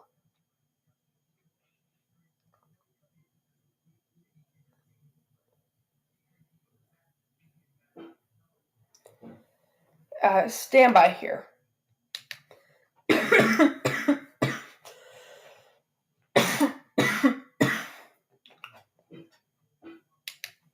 Let's see here this story titled Getting the Port Up and Running, Clearing Out the Tangled Mess at Baltimore's Key Bridge. And we see an image there of, absolutely historic.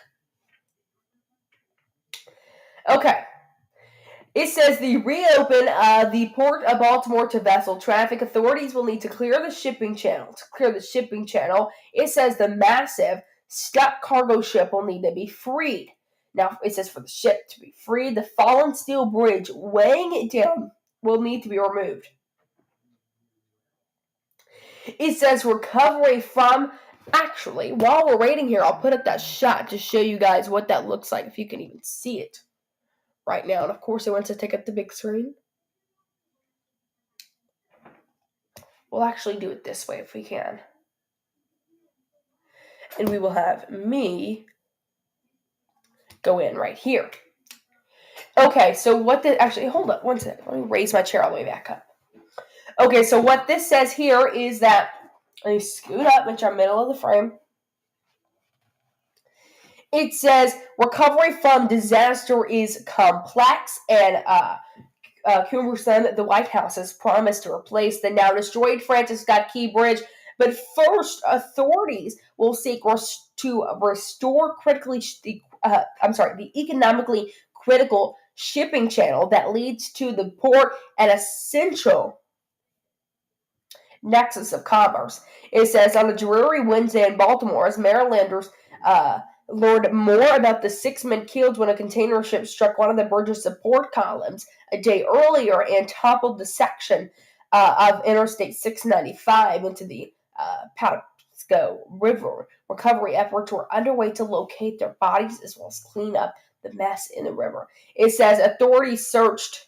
I'm sorry about the ad, but it says authorities searched water for the missing men Tuesday, and then for their bodies Wednesday, locating 2 in a pickup truck. They switched their efforts Wednesday evening to a, quote, salvage operation, said. That was what Lieutenant Colonel Roland Butler said, the superintendent of the Maryland State Police.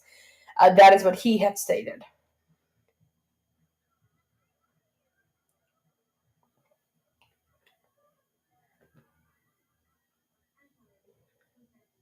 Let me close that ad out.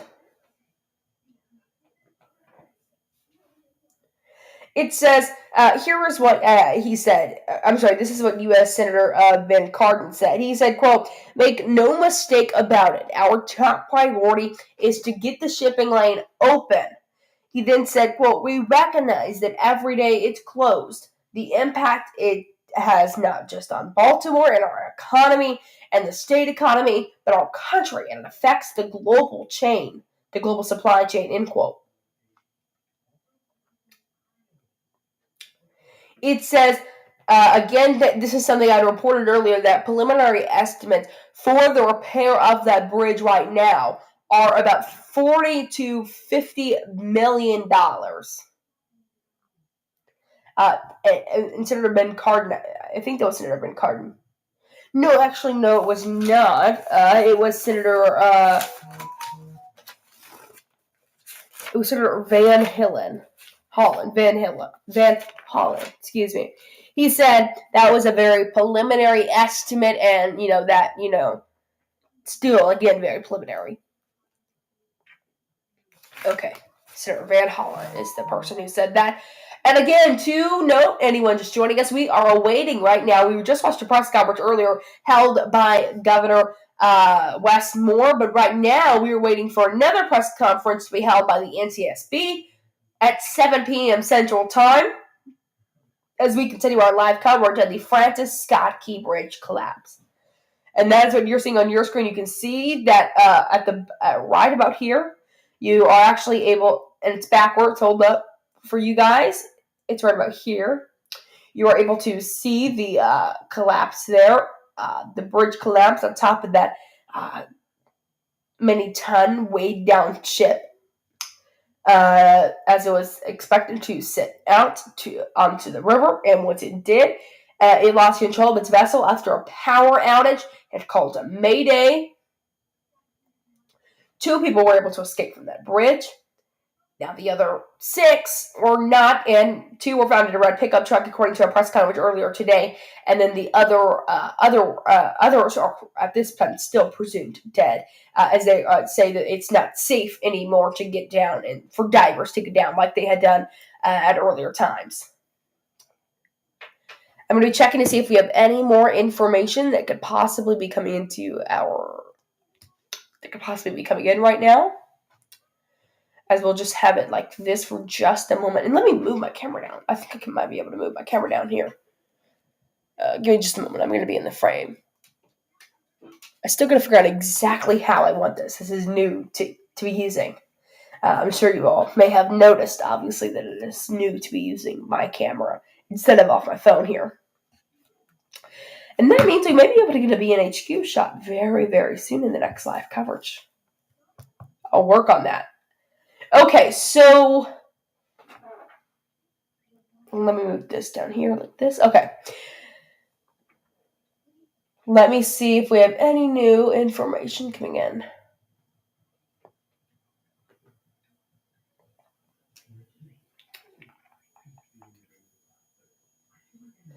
And let me check, quick news check here if we have any new incoming news that is that may be important for us to bring to you guys while we're standing here. Here we have, yes, that's something I also reported. I want to bring this to you guys' attention. According to Coast Guard officials, the ship actually that is right there, you can now see very clearly again, not extremely clearly, but more clear than we were seeing earlier. It's a very gray screen. But apparently, that ship underwent routine maintenance. And just before leaving the port, it was supposed to be done at that port. Just before leaving that port, that is the information that goes by to the port. And, we don't know what that routine maintenance was on. Would it be possibly, about the power? That is something we still do not know and are working to get out to you guys.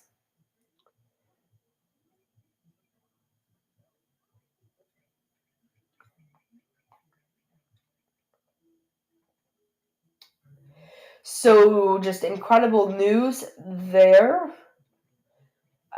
to be watching.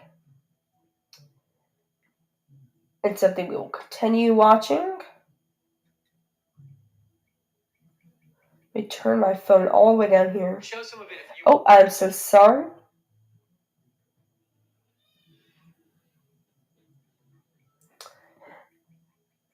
Check with anything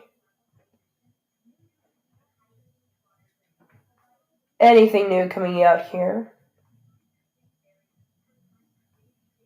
And let me see if we can get a view of that Baltimore press conference here. So we're going to give me just a moment here. I'm going to have to move back over. And I'm not going to be in frame here again. But give me just a moment here. I'm going to see if we can get a live feed of that Baltimore NTSB coverage. If we can get something on that here. Give me just a second. Okay. See if we can get something on that NTSB. I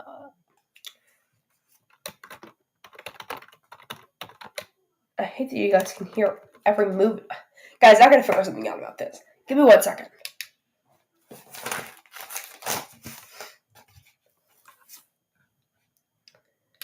I don't know if just having it over here will be better when I'm typing or something. I don't know.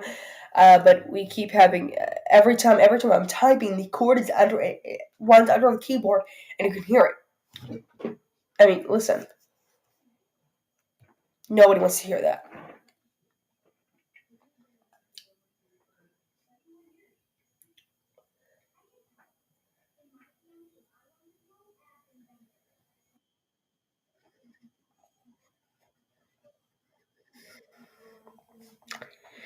I forget that sometimes I can hear different things than you guys can. I'm scared that you guys can hear ads or something playing.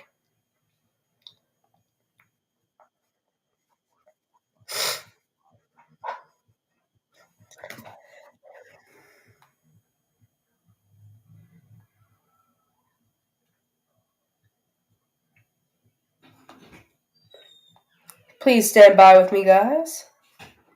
Here on, okay.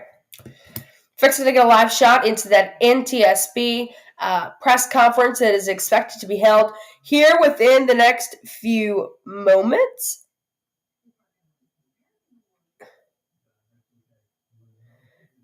Give me just a moment and we'll get a live shot into that press conference. Again, expected to happen here in just a moment. And let me see.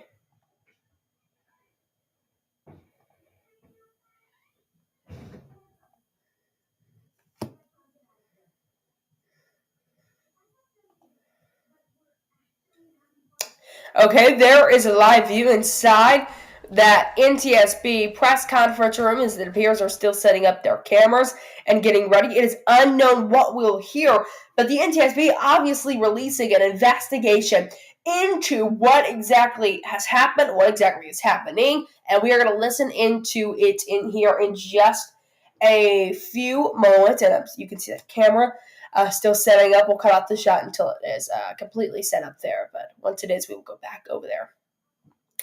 Again, here in about what? Let me think. 25 minutes is when we're going to begin hearing on this press conference. That is when we will bring you guys some coverage of that. I'm going to update our web story really quickly.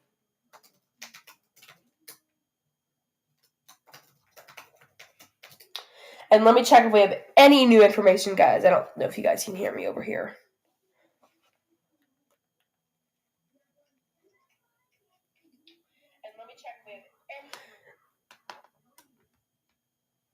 Okay, let me...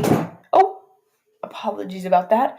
Okay, we can go back over to that shot now. You can also scan the QR code in the top left hand, or is it right hand for you guys? It'd be... Oh, nope, right... Nope, not that either. So it's... Which... So it'd be right up there for you guys. Somewhere up there, I think, is where that QR code is.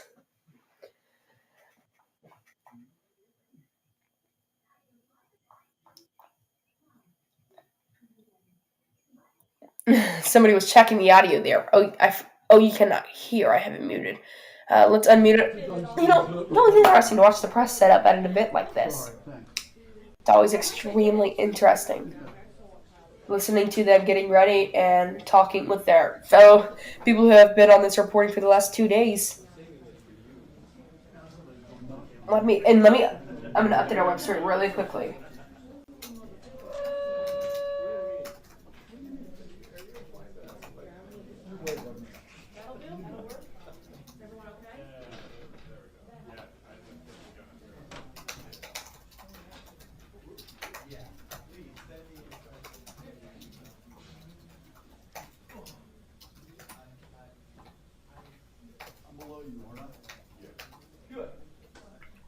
Sorry, guys. I'm having to put something into the computer really quickly.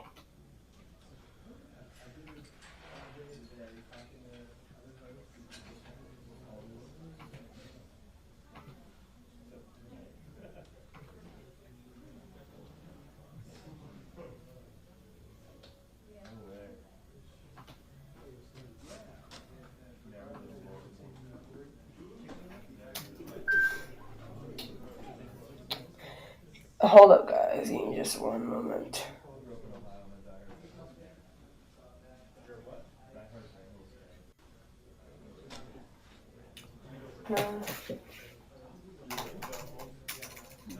Check 1 2 3. Check 1 2 3. Andrew, can you hear me?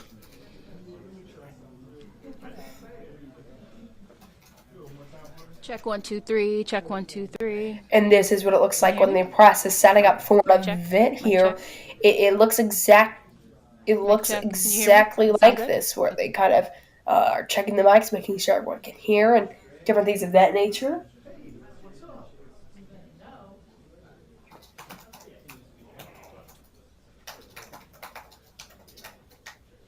The remarks are expected to begin at 7 p.m. Central Standard Time, 8 p.m. Eastern Standard Time. Okay, that is on our web page now, which you, again, I thought you have a QR code up there. I do not know if you do. Yes, you do. On the stream over here, you do. It is right up. Am I pointing the right way? Let's chat. Let's just chat here for just a minute. I need to stay here for just a minute. Am I pointing the wrong way? I don't know. Sorry, I'm pointing the wrong way. So it's technically right up there for you guys.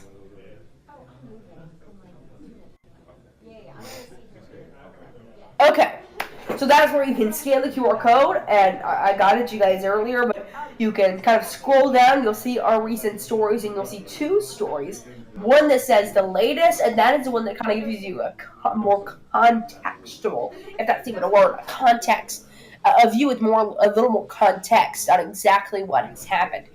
And then you can click the new developments page, and that's where you'll be able to find what I've been writing on this last little while. Audio's good? Still checking in on the audio there. You sure? All right. Because it's the last mic check you're going to get.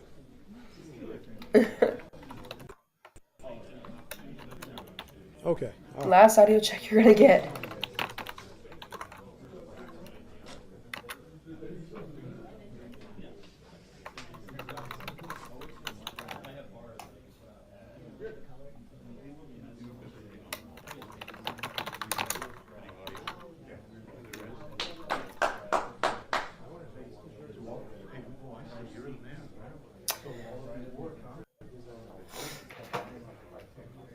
Hold up, I need to grab something really quickly here. Sorry guys, I can hear everything. Okay. We're just able to listen into the press talk there and get ready for their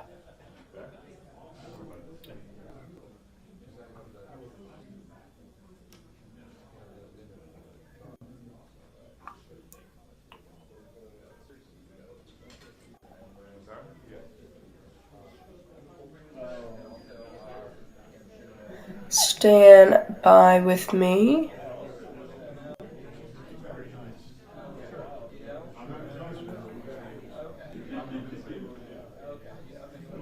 Okay, hold up, y'all. Sorry, I have to go through some of these files and attempt to find the ones I'm looking for.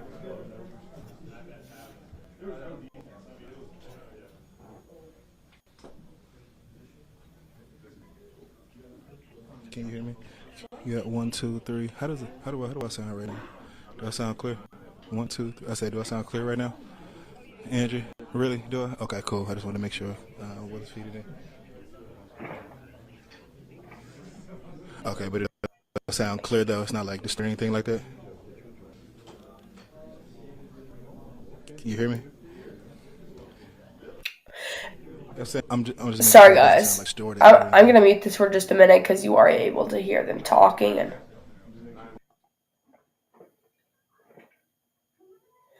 okay, at the bottom left hand corner of your screen there, and it's muted now, but I'm able to still hear it, of course.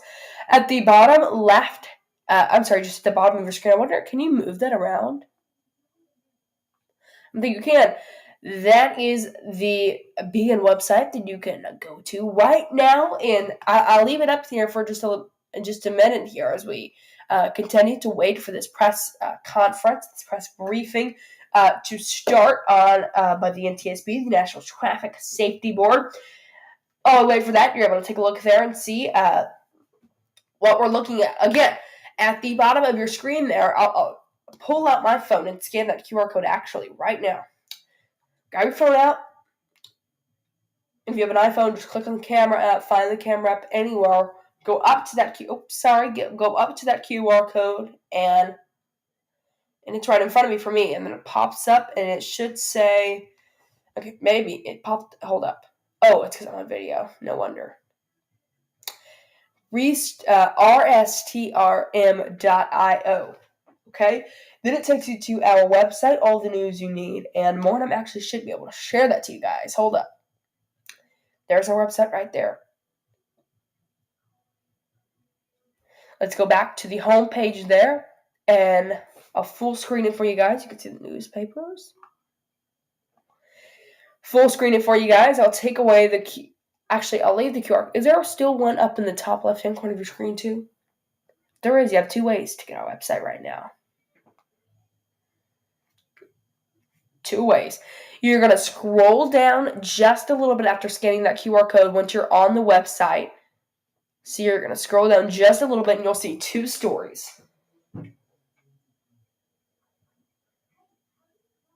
You'll see 2 stories there. Okay, and you have one at the top left-hand corner of your screen and the bottom of your screen that you can scan right now. I'll actually take the one in the top left of your screen away from you guys, okay? 2 stories here. One story called Live, Key Bridge Collapse in Baltimore. Another one called The Latest Francis Scott Key Bridge Collapse, okay? Live is going to be the latest information that, we're receiving, and we're putting out to you guys as soon as possible, okay? So if you click on that story, you scroll down a little bit, we have information as in what we know, and then you scroll down a little bit more, and you have soon press conference by NTSB, something I was just writing a few moments ago. And then if you go to the other story, which if you want to view both stories, you can always just click back up here, or the Brooklyn sign, or Brooklyn News sign. It'll both take you to the same place, back to the home page there. You scroll down just a little bit again, and then you'll click The Latest, and that will take you to this, which just puts in some context of what is going on. And we have some what's happening now, quotes to note, information like that. But then if you're done reading it, you can scroll back up to the top, current updates and developments, click that. I know that QR code kind of covers it up there. Then scroll back down and you'll find our live coverage. And we'll be updating our story as this press conference is expected to occur here in just a few minutes. So we'll be updating that actively, of course. So that's where you can find that. Here's back to that NTSB room where we are again awaiting a press conference that is expected to happen in about 15 minutes. And it also pops up in the comments, I think. Does that open the correct thing? Yes, it also pops up in the comments. There's a chat from me that says, check Brooklyn News' website you click that link and it'll pop up. So, check out our website right now to find out the latest information on everything we are watching right now, guys. And thank you all so much for joining me. We're going to leave you on this shot of the NTSB pressing room right now as I am looking forward to different new information that we may be receiving any moment now. So I'm checking in on that as we speak here. And let me go ahead, actually, and mute this for myself. Oh. We can go to this camera, of course, too. I always forget we have 2 cameras. Maybe let me mute this really quick. Okay, and we can go back over there.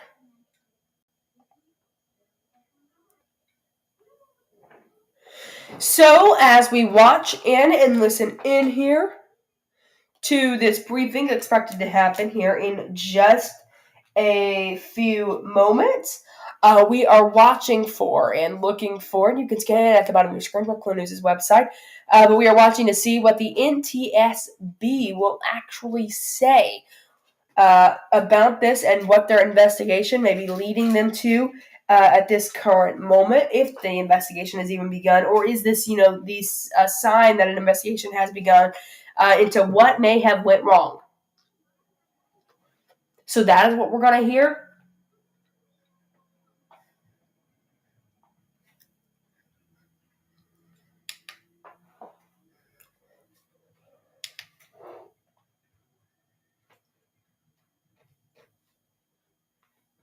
Oh, and we're getting a Papa John's ad in this AP as we wait for that NTSB press conference.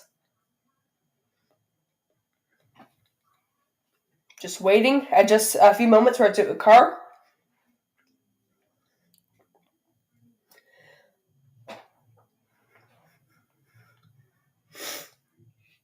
I'm just checking if we have any new information to share to you guys.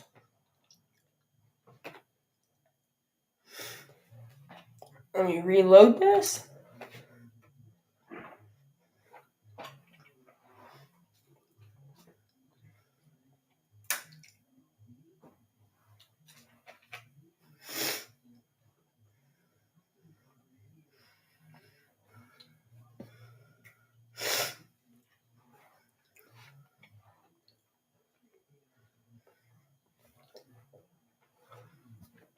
Sorry for so much silence. Again, just checking to see if we have any new information to share to you guys.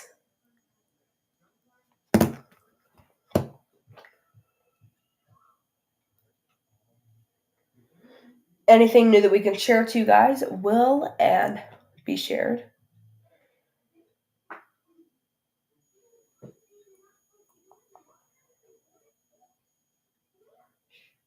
Okay, my Twitter is not allowing me to scroll.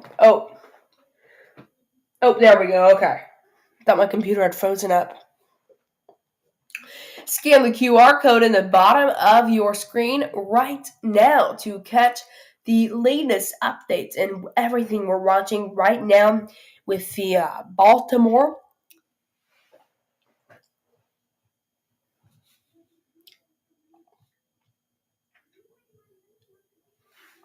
With the Francis Scott Key Bridge collapse in Baltimore, Maryland.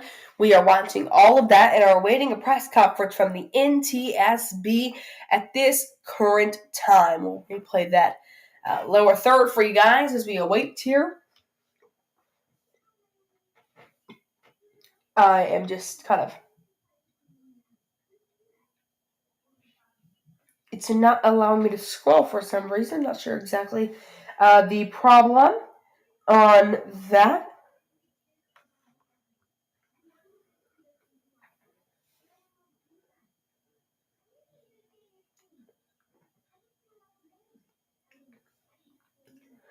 Okay, I'm gonna go ahead and do a quick repeat of what we are all watching, what's going on, and how the investigation into this all is going on. That is what I am going to do really quickly here on Brooklyn News. Here, if you are tuning in, we're going to do a quick update on what exactly is going on and what can we tell you, okay? And let's get you some audio on that really quickly here as we wait. I don't know what he's saying.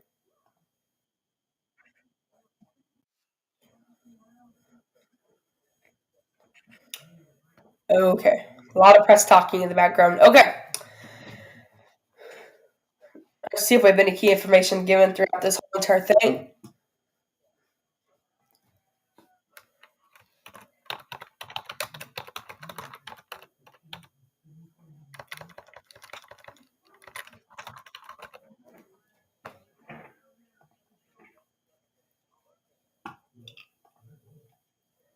Okay. Here is a quick recap on how we even got here today, as we have about 9 minutes until press conference from the NTSB is expected to be held. Let's start from the beginning. Tuesday, around 1:30 a.m. Eastern Time. The timing I'm going to be listing is Eastern Time, just to clarify here. At about 1:30 a.m. Eastern Standard Time, a ship crashed into one of the support beams of the Francis Scott Key Bridge in Baltimore, Maryland, causing the entire thing to collapse. That has led us where we are today. Now, there was a mayday call, and luckily the bridge was able to be empty, but not completely empty, as construction workers, 8 of them, were working just to fix some potholes on the bridge. Just some routine maintenance on the bridge, obviously. And then there was a mayday call. They began to all try and evacuate. 2 of them, luckily and fortunately, were safe, but the other 6, no, they fell into the water. According to our sources, one of them was able to make it all the way clear, and he then, once he was all the way clear, he then watched the bridge fall behind him. Something you think you might see in a movie. Running away as the ground is falling behind you. I mean, can't even imagine. while another, to my knowledge, he fell into the water. Luckily, was safe. I think he was safe. I think, to my knowledge, he did attend the hospital. I don't remember if he exactly fell into the water. Don't misreport any information, but he was. He did. There was another person who was safe and transported to the hospital and let go hours later. Then, to add, now there were still 6 left, obviously, out of the 8. I guess I should do it more like this to look right to you guys. 6 left out of the 8. Those 6 were being searched for by divers at 6 a.m. This morning, or 5 a.m. Central Time to 6 a.m. Eastern Time. This morning, they were being looked for. They were not found, though. Only 2 of them were. The other ones, no. 2 were found in a red pickup truck. In a red pickup truck, both their bodies were found there. And they attempted, according to my knowledge, they attempted to drag the red pickup truck to shore. That failed because of the weight. They didn't just drug the bodies. He was handed to the proper people. Then we also have these other 4 people who, to my knowledge, according to the recent press conference that was held within the last few hours now, that they were actually in the infrastructure and just not able to be found as they're under so much debris. They're not able to be found at this current moment. So again, I know yesterday night they were just presumed dead just because of the amount of time this has taken and the amount of time this has all been going on.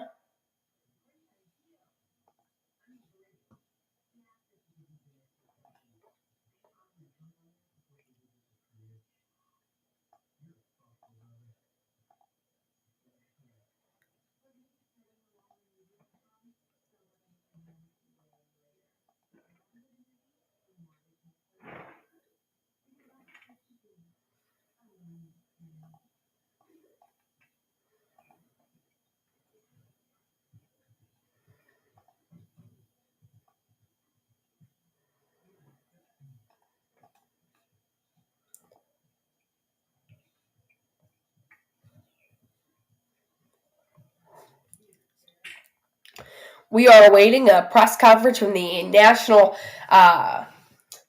Transportation Safety Board that is expected to happen any moment now. And as we await that, we're bringing you live coverage of the Francis Scott Key Bridge collapse. Now, this is on that collapse, is what this press conference is on. And we have about, 5 minutes now until this is expected to occur. Press conferences at this point are always late, especially when they're held on such breaking events. Let's take a look over at the desk there where the conference is being held and see exactly what they have going on there. Any key information that we need to be watching, of course. So, still waiting here, still trying to see if we need to, what key information matters at this current moment. That is what we're looking for right now.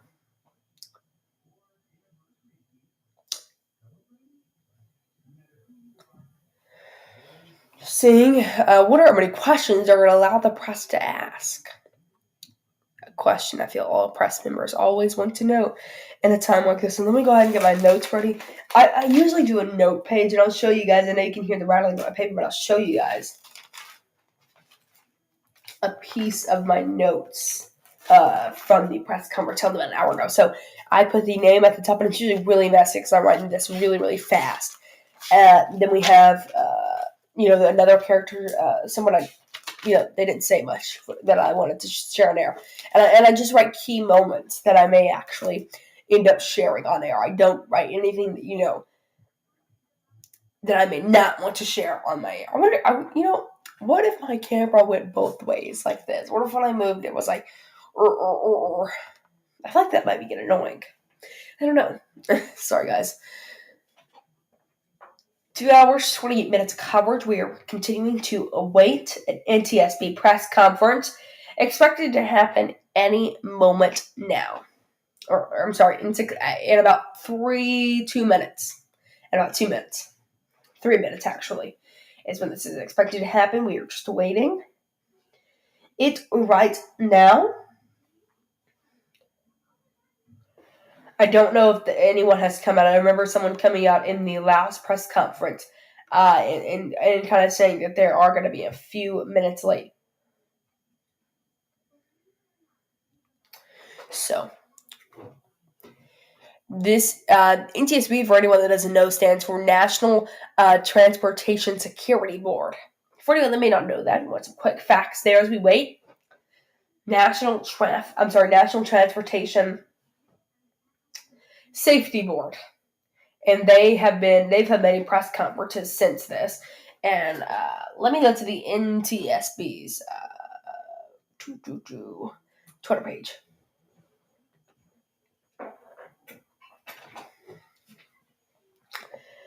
The NTSB says NTSB Chair Jennifer Homedy will brief the media today at 8 p.m., 7 p.m. Central, on the contact of the cargo vessel Dolly and the Francis Scott Key Bridge and subsequent bridge collapse. I'm sorry, of the contact of the cargo vessel Dally with the Francis Scott Key Bridge and the subsequent bridge collapse. Okay. So, still waiting for that at that current moment. We are just, again, awaiting that.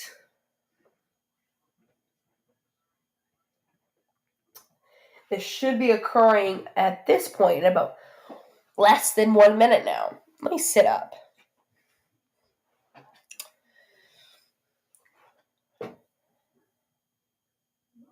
And I also want to show you guys some B-roll if we can.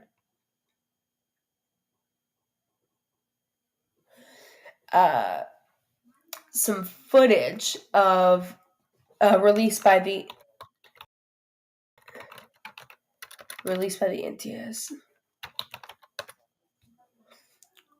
Released by the NTSB. So let me see if I can get that information for you guys.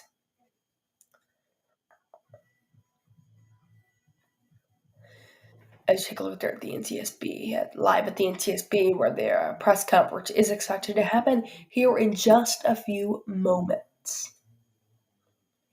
Let me do something really cool. Let me move this down just a little bit. Okay. I don't know if I'm going to be able to pull it up, but when we can, I'll show you guys it.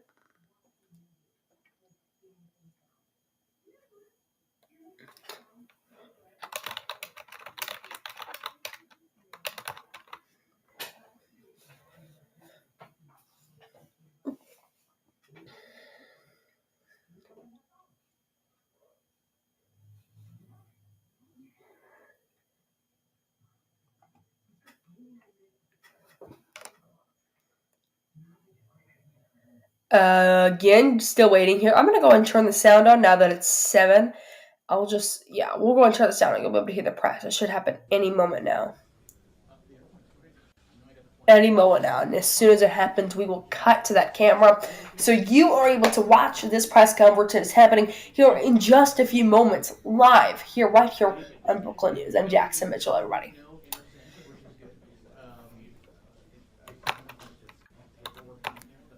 I'm seeing if we're able to show some B-roll to you guys.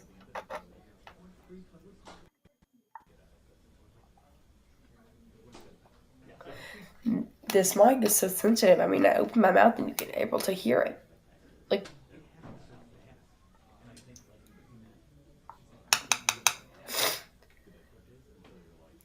also, while we've been on air, Joe Lieberman has passed away at 82.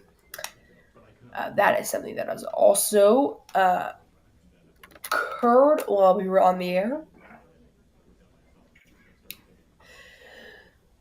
What time is it now? Give me a second, guys. Let me check on something. 1 second. I'm going to have to touch my camera a little bit. Apologies for the... We get a nice close-up view here. Oh! Well, apologies. Did not mean to do that. Let's just take a view there at no memory card, because there's no memory card currently in my camera for you guys to even view any footage that we could possibly have. So,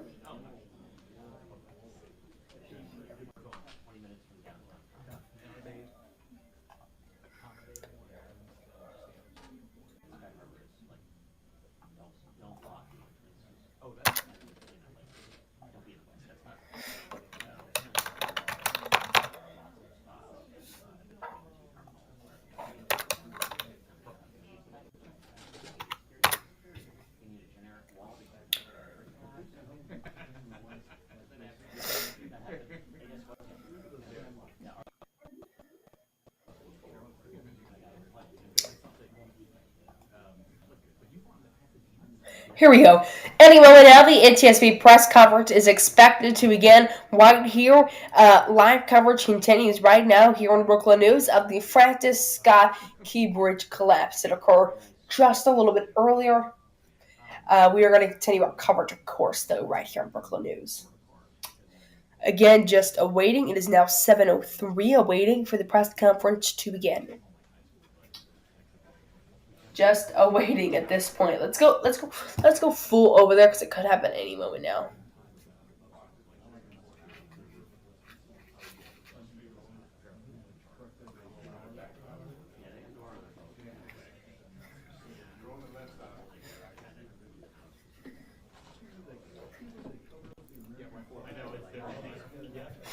We will give a recap of this press conference after the doing,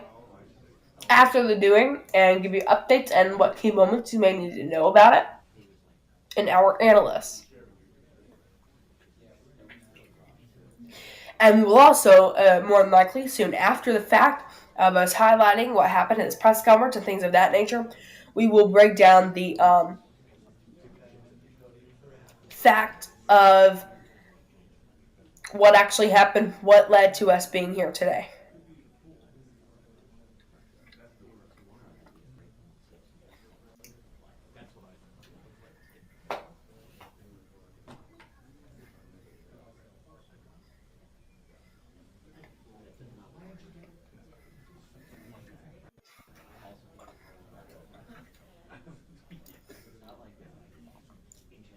I'll also be updating our live news story on brooklynnews.wordpress.com. Consider scanning the QR code that I am putting on the bottom of your screen now. Consider scanning that, going to our website. I'll leave it up here for just a moment as we wait for this to officially begin.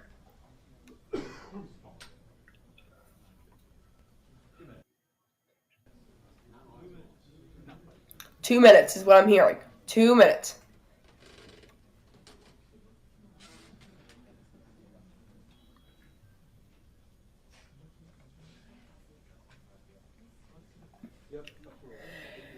I don't know if we have enough time to share the B-roll that the NTSB got, but if we do, we will share that here just after the press conference, since we may not. Scan the QR code at the bottom of your screen in just a moment. Any moment now, the NTSB press conference will begin.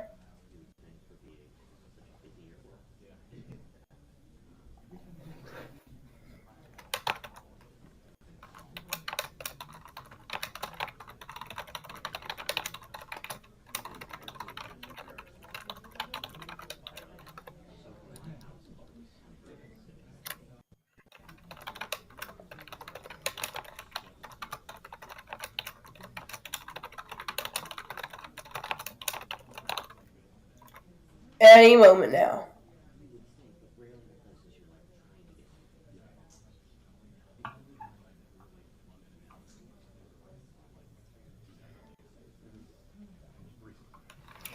We are waiting for that. We're going to stand by here. Any moment now, they should walk out of that door. Any moment now. We will have live coverage of it all right here on Brooklyn News.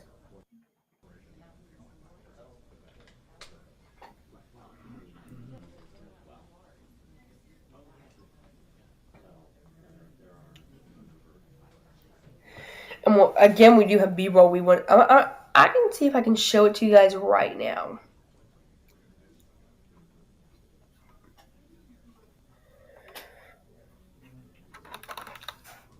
I just don't want to be too risky if they're going to be out here any second now.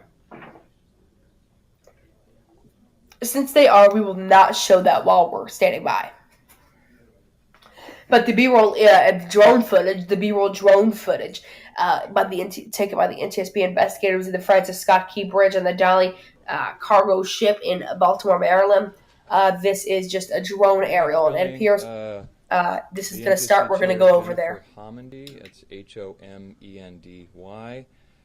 Will be making some remarks about the investigation into the accident involving the Francis Scott Key Bridge yesterday on the NTSB investigation, and with her will be the investigator in charge, Marcel, M-A-R-C-E-L, Muise, M-U-I-S-E. She'll then take your questions.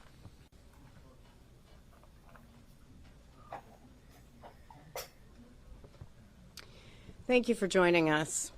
Again, my name is Jennifer Homendy, and I'm the chair of the National Transportation Safety Board. With me today is one of our newest board members, Alvin Brown. Member Alvin Brown this is his training launch, and we have our investigator in charge, who we call the IIC, Marcel Muise. As I mentioned, we arrived on scene yesterday at about 6 a.m., but the team came in from across the country throughout the day. It was really a day to get our bearings. We set up our family assistance program and also began to develop our investigative plan and request documents that we need in order to conduct our investigation. Today is really the first full investigative day on scene. We were able to board the vessel. I boarded the vessel around noon, along with our marine safety team and our highway safety team, and I can talk about that in just a bit. But I want to take a moment before I discuss our some of the factual information we've been able to identify and speak to the families. On behalf of the National Transportation Safety Board, I just want to extend our deepest condolences. You are in our thoughts and prayers as the days, months, years ahead go forward. Certainly, we are focused on you. Our entire mission is to save lives, and our aim is to prevent this from reoccurring, and we are so very sorry for all that you are going through. It's unimaginable, and truly, we think about you throughout this investigation. So as I mentioned yesterday, for those who may not be familiar, the National Transportation Safety Board is an independent federal agency. We are charged by Congress with investigating every civil aviation accident in the United States and significant events in all modes of transportation. That includes bridge collapses, and it includes marine accidents and incidents. Our mission is to determine why something happened, how it happened, and to prevent it from reoccurring. Again, to save lives.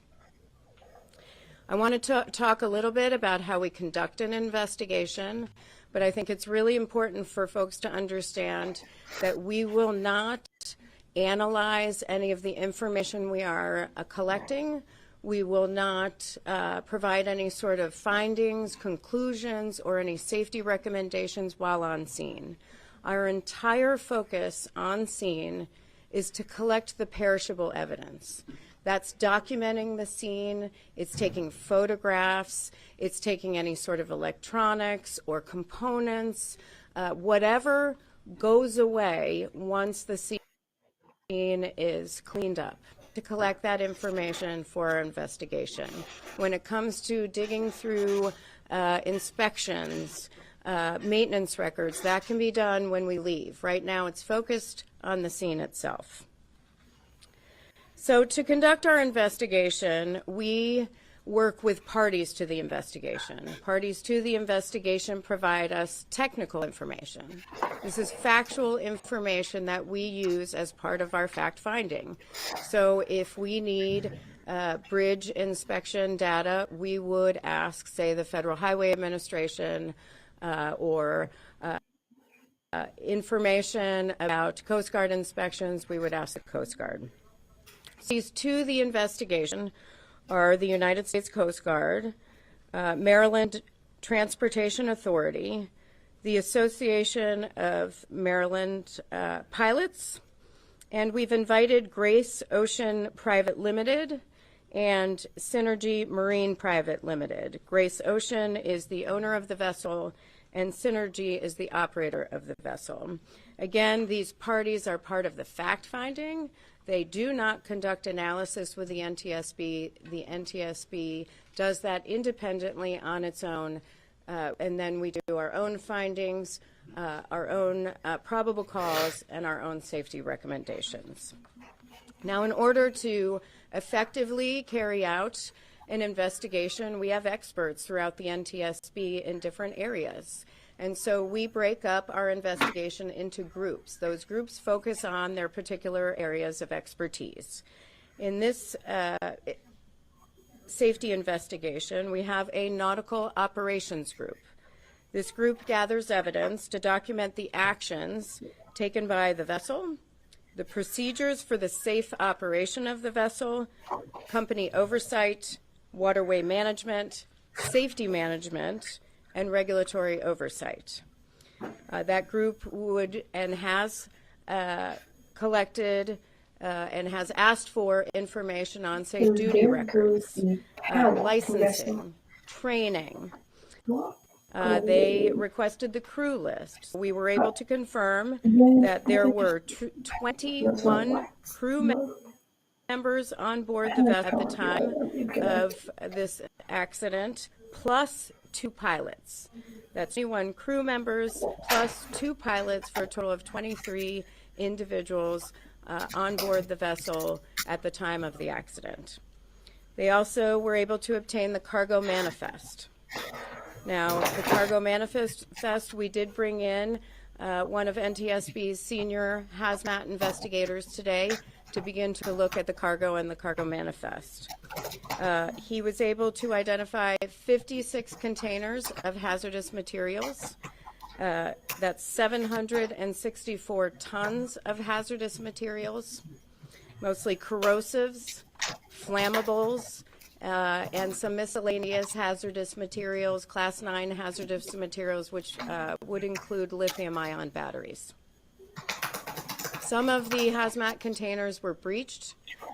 We have seen sheen on the waterway. The federal, state, and local authorities are aware of that, and they will be in charge of addressing those issues.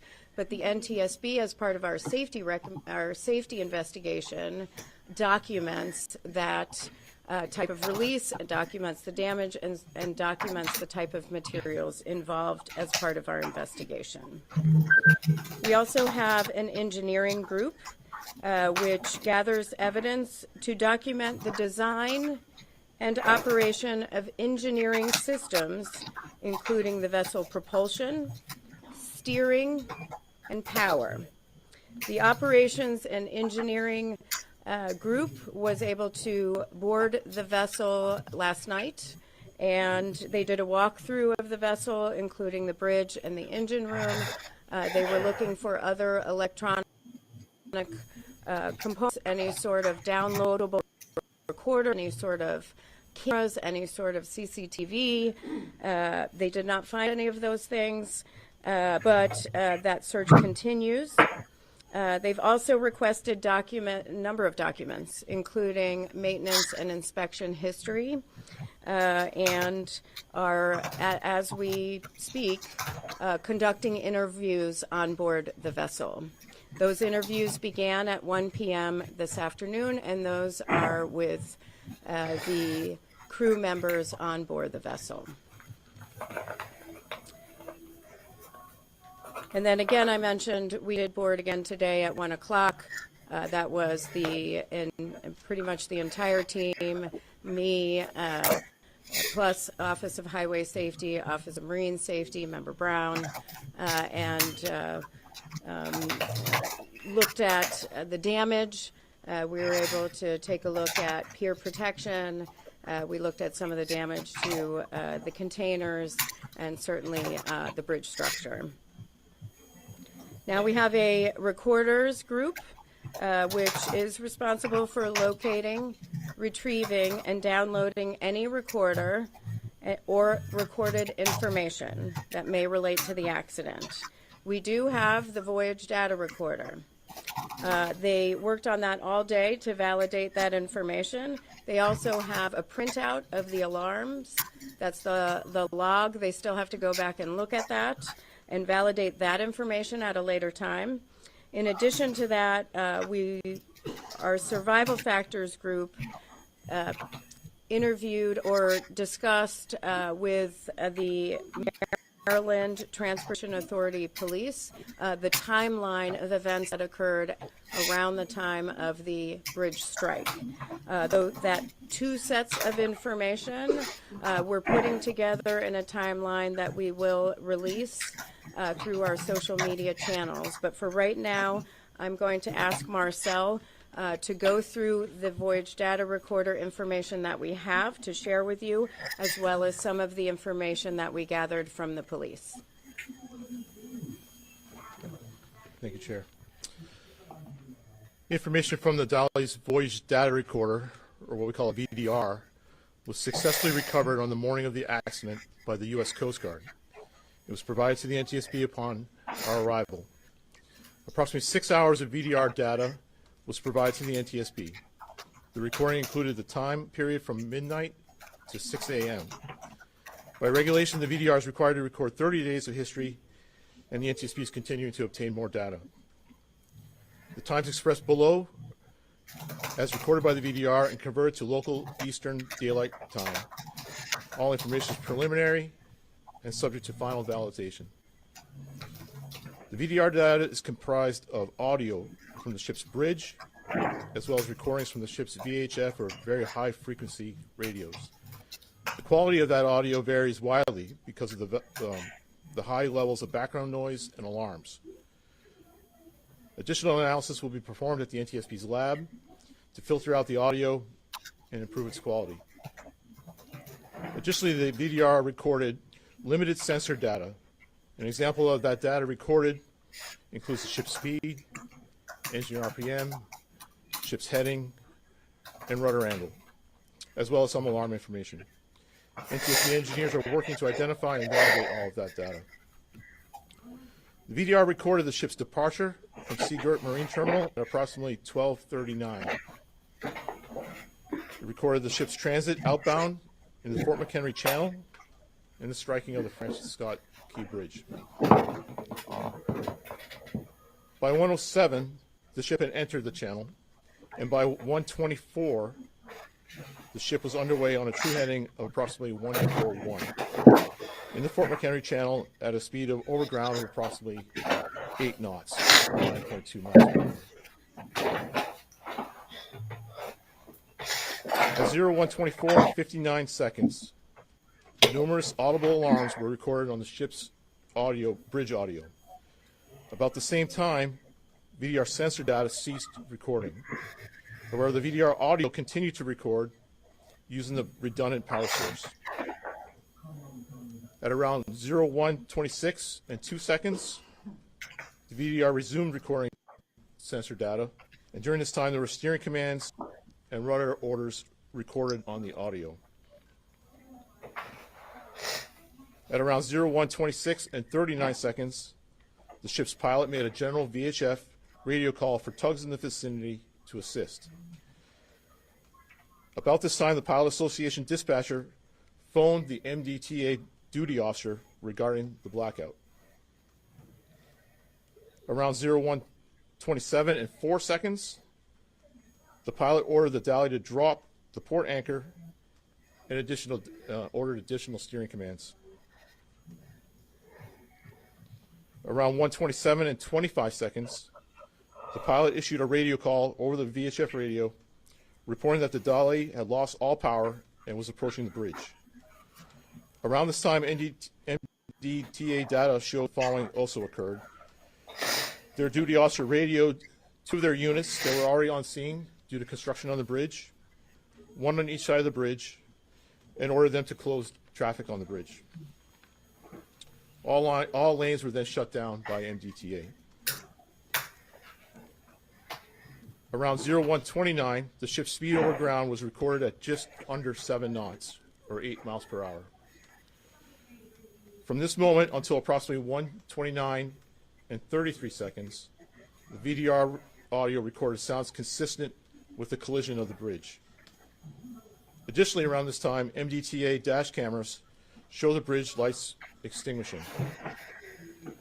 Additional analysis of the VDR audio and comparison with other time sources will be needed to determine the exact time of contact between the Dali and the bridge. At 1:29 and 39 seconds, the pilot reported the bridge down over the VHF radio to the Coast Guard. The NTSB will later convene a group of technical experts to review the entire VDR recording and develop a detailed transcript of the dialogue and the event alarms as recorded. A few areas of that I just want to clarify. The data that we received from the Coast Guard, which was they were able to obtain on the bridge by downloading the information from the VDR from midnight to 6 a.m. That's a standard time frame. They provide that immediately, so we can see that time frame around when the accident or incident occurred, knowing that we can go back and get the rest, that there should be 30 days there. So this is the immediate information that they give us, but it's not, I don't want anyone to think anything was being held back. That's very standard information. I do want to thank the Coast Guard for that, because that was pretty immediate. It was done right away, and then they provided us with a thumb drive that we were able to evaluate back at our lab at headquarters. And I'm sure you will have questions on that. I do want to also say I've seen a lot of comparison between the VDR and CVRs and FDRs, or black boxes, on commercial airliners. This is really a basic system. An FDR would give you 1,000 parameters. That's not this. VDR is basic. It is a snapshot of the major systems on a vessel, and we have long wanted more recording, more parameters to be recorded on a VDR, so that's hopefully something that we can provide. And happy to answer more questions about that timeline. But before I do, I want to continue with what our team has done. Our survival factors group, their whole role is to examine the response. And so they were able to obtain dispatch logs from the Maryland Transportation Authority, the Baltimore County Fire Department, the Baltimore City Fire Department, to begin to put together a timeline.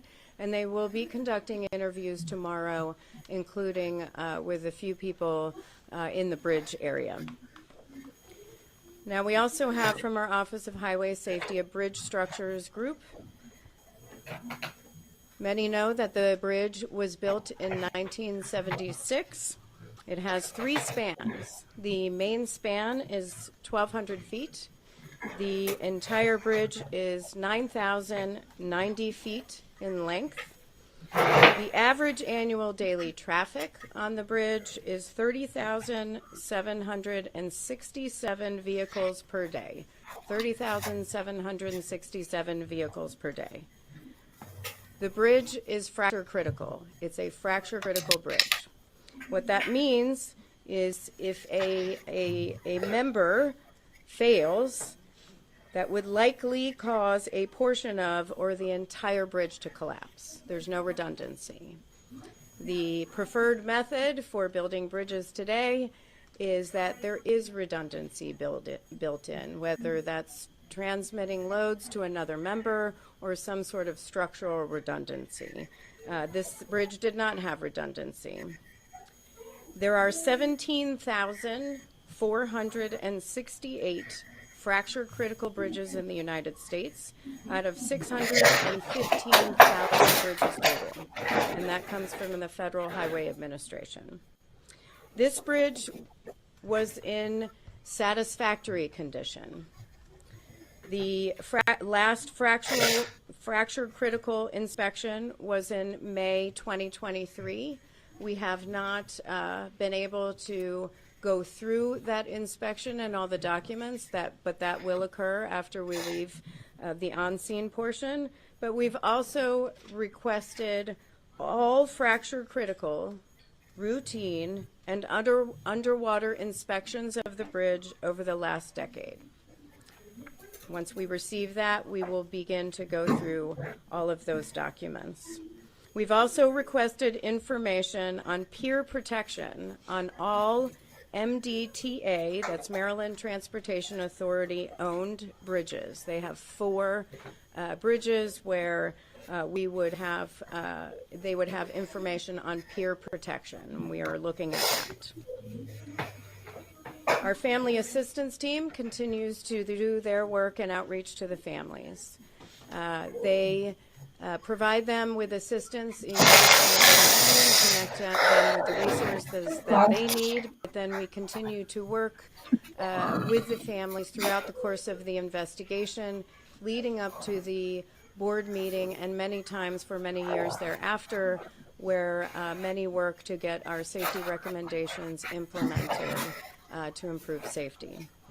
So with that, again, when it comes to analysis of any of the inspection records or the records that we are requesting, that's going to take place later.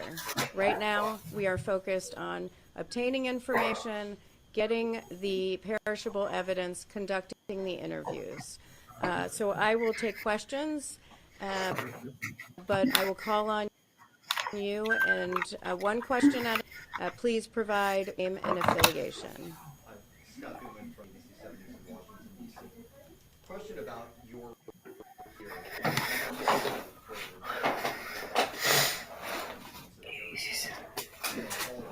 ABC7 Washington.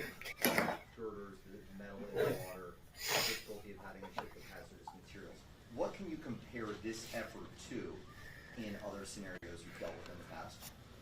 I mean, it's a massive undertaking for an investigation. It's a it's a very tragic event. It's multimodal. There is a lot of information we need to collect, a lot that we need to analyze, many interviews, many different components to the investigation.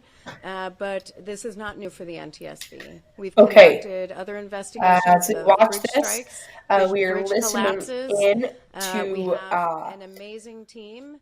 Chair of the NTSB, Jennifer Homedy. We are listening in there to the press, asking questions. Together I wonder if I could in hopefully 12 to 24 months. With that said, we will not hesitate again to issue urgent safety recommendations before. I know it's turned down for you guys, and we're going to continue listening to it. I did not mean to do that. Let's go. Actually, let's go. We'll just continue kind of listening from this angle here and seeing exactly what maybe we see as the NTSB is holding a press conference on the ship contact information that voyage data with the key bridge that has led to a collapse. My answer. Let me check here. We're going to go over some of the things she says. But again, NTSB holding a press conference right this second on the ship contact. On the ship contact. So it would be good to have that information. With Key Bridge has led to that collapsation of it. I think Marcel can provide additional information on what might be missing. So this is a voyage data recorder. It's not a ship-wide system recorder. So okay. As we did some quick clarification there, I want to state a few quick things. We talk about let's just go from the beginning if we can. NTSB boards Dally, which is the ship name. It says the NTSB chair. I am reading from my reporting here that I reported that I was reporting during the press conference. It says the NTSB chair, Jennifer Homedy, stated in a press conference on Wednesday that she and her team had boarded the ship that crashed into the Key Bridge at noon on Wednesday. So they boarded the ship on noon Wednesday. We'd have to determine that as part of our answer. It said the NTSB stated 23 people were on board the Dally ship during the crash. 2 were pilots, while the other 20 were team members. Now, I'll read you off a quote here. Quote, he was able to identify 56 containers of hazardous materials. That's 764 tons of hazardous materials, mostly corrosive, flammables, and some miscellaneous hazardous materials, class 9 hazardous materials, which would include lithium-ion batteries. Update and certainly in our preliminary report. So that is now, as you stated, I'll read this paragraph before I put in the quote here. It says, a senior hazmat investigator from the National Transportation Safety Board reported 56 containers of hazardous... the federal, state, and local authorities. I wrote that wrong. I wrote 56 containers of hazardous material aboard the ship. Some of those containers were reportedly, quote, breached, as she had stated during this press conference here. Authorities are aware. It's now also some of the items included. The NTSB chair also stated that there had been a Sheen, a company known for selling its item for low cost, floating ashore.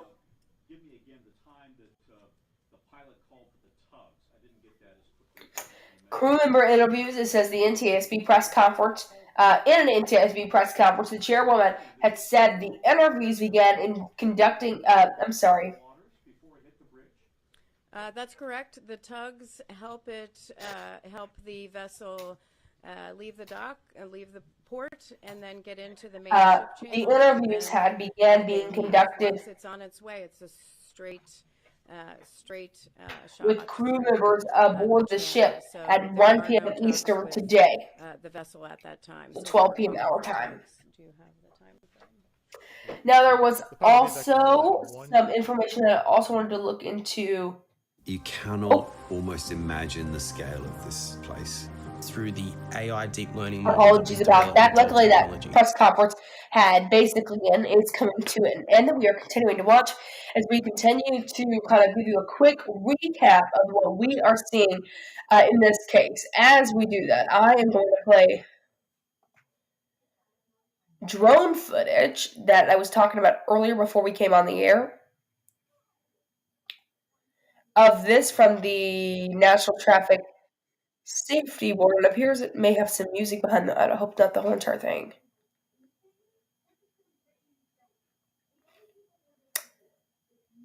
Stand by here. Okay.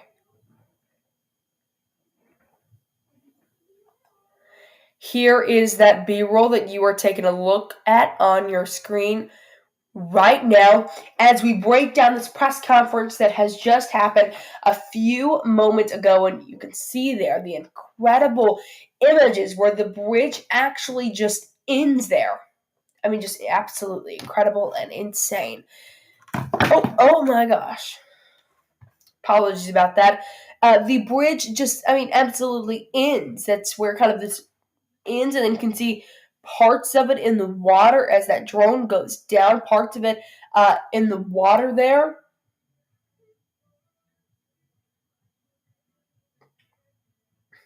Wow. Just absolutely incredible footage.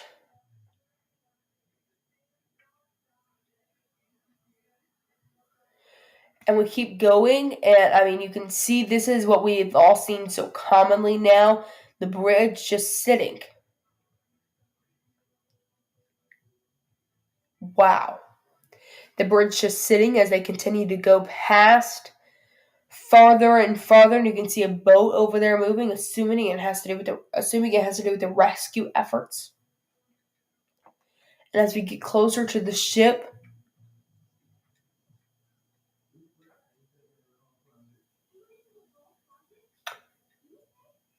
look how mangled and absolutely destroyed that all is. And as we get a closer view, you're actually able to see this is what it looks like for all those people down there. You can't even see them from the cameras that we look at it when we're looking at some of this stuff. And as we get closer, you're able to see the area that they kind of hit. They hit it with the front after they lost steering control to their vessel. Apologies, you're still going to have audio here. We'll go back over to this camera here. But, I mean, just incredible, absolutely incredible footage. I mean, to even just sit here and watch. I mean, it hit that beam and the thing collapsed. And you can see some of those, maybe that hazardous material that she was referring to, saying that it had been, quote, the word she used, I think, was, I don't remember. Paraphrasing, exposed, leaked, paraphrasing there. You can even see the, I mean, can we pause it here by any chance? You can see the road. That is the road. I'll put my mouse to it here. That is the road right there. That is what's incredible.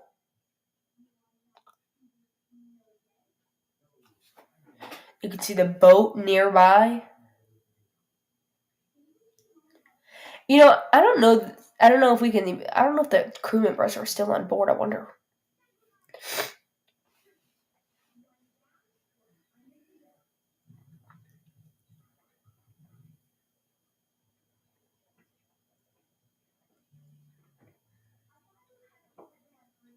Okay, we're going to continue watching this. If I see any... Oh, that is a great shot right there. The whole entire thing. Wow.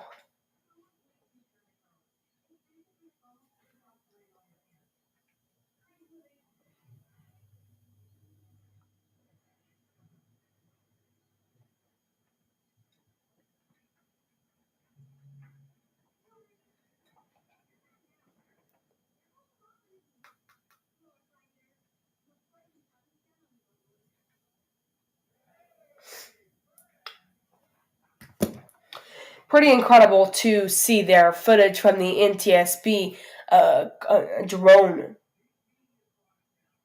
Just gets us way closer to the scene, and you see. I mean, it's so incredible. So incredible.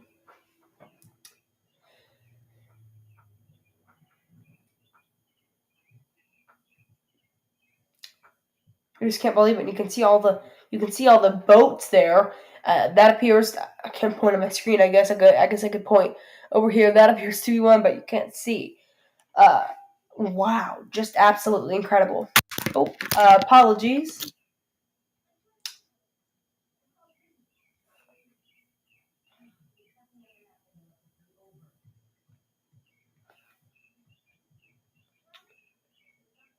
Now we get a side of the back.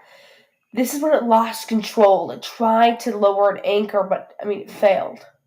Also, that's pretty cool to see in the river, that floating pole, the electric pole there. Pretty cool to see in a river.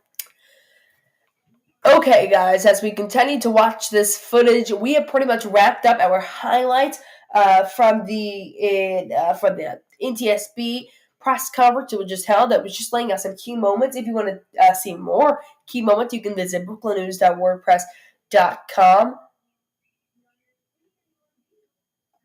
And every time I do this, apparently, by scanning the QR code in the bottom of your screen there, scan that QR code, grab your phone out, pull your camera out. Oh, I can't do it over here. Pull your camera out, and then go up to that QR code and scan it. So I have it over here. I'll scan it right over here. I click on it. All the news you need and more. That is what Brooklyn News is. You scroll down, you can see the live Key Bridge collapse in Baltimore. That's where you're going to be able to find the latest information. While the latest Francis Scott Key Bridge collapse is actually not. It's just context of how we got here. And I may change the title of that later.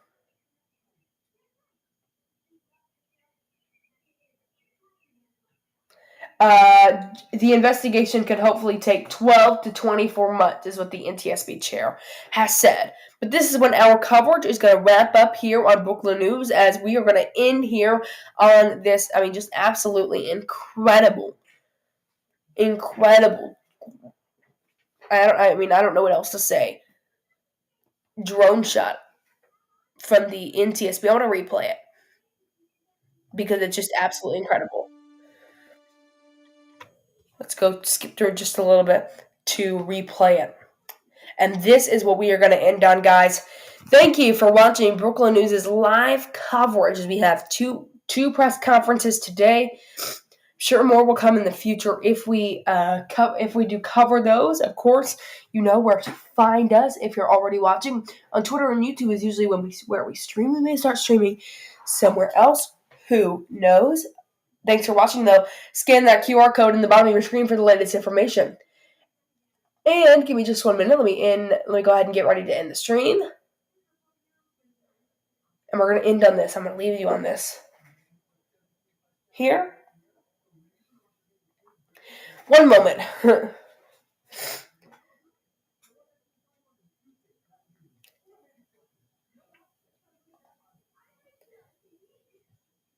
Thank you all so much for watching. I'm Jackson Mitchell with Brooklyn News. We're going to end you off in this video here. Thanks for watching.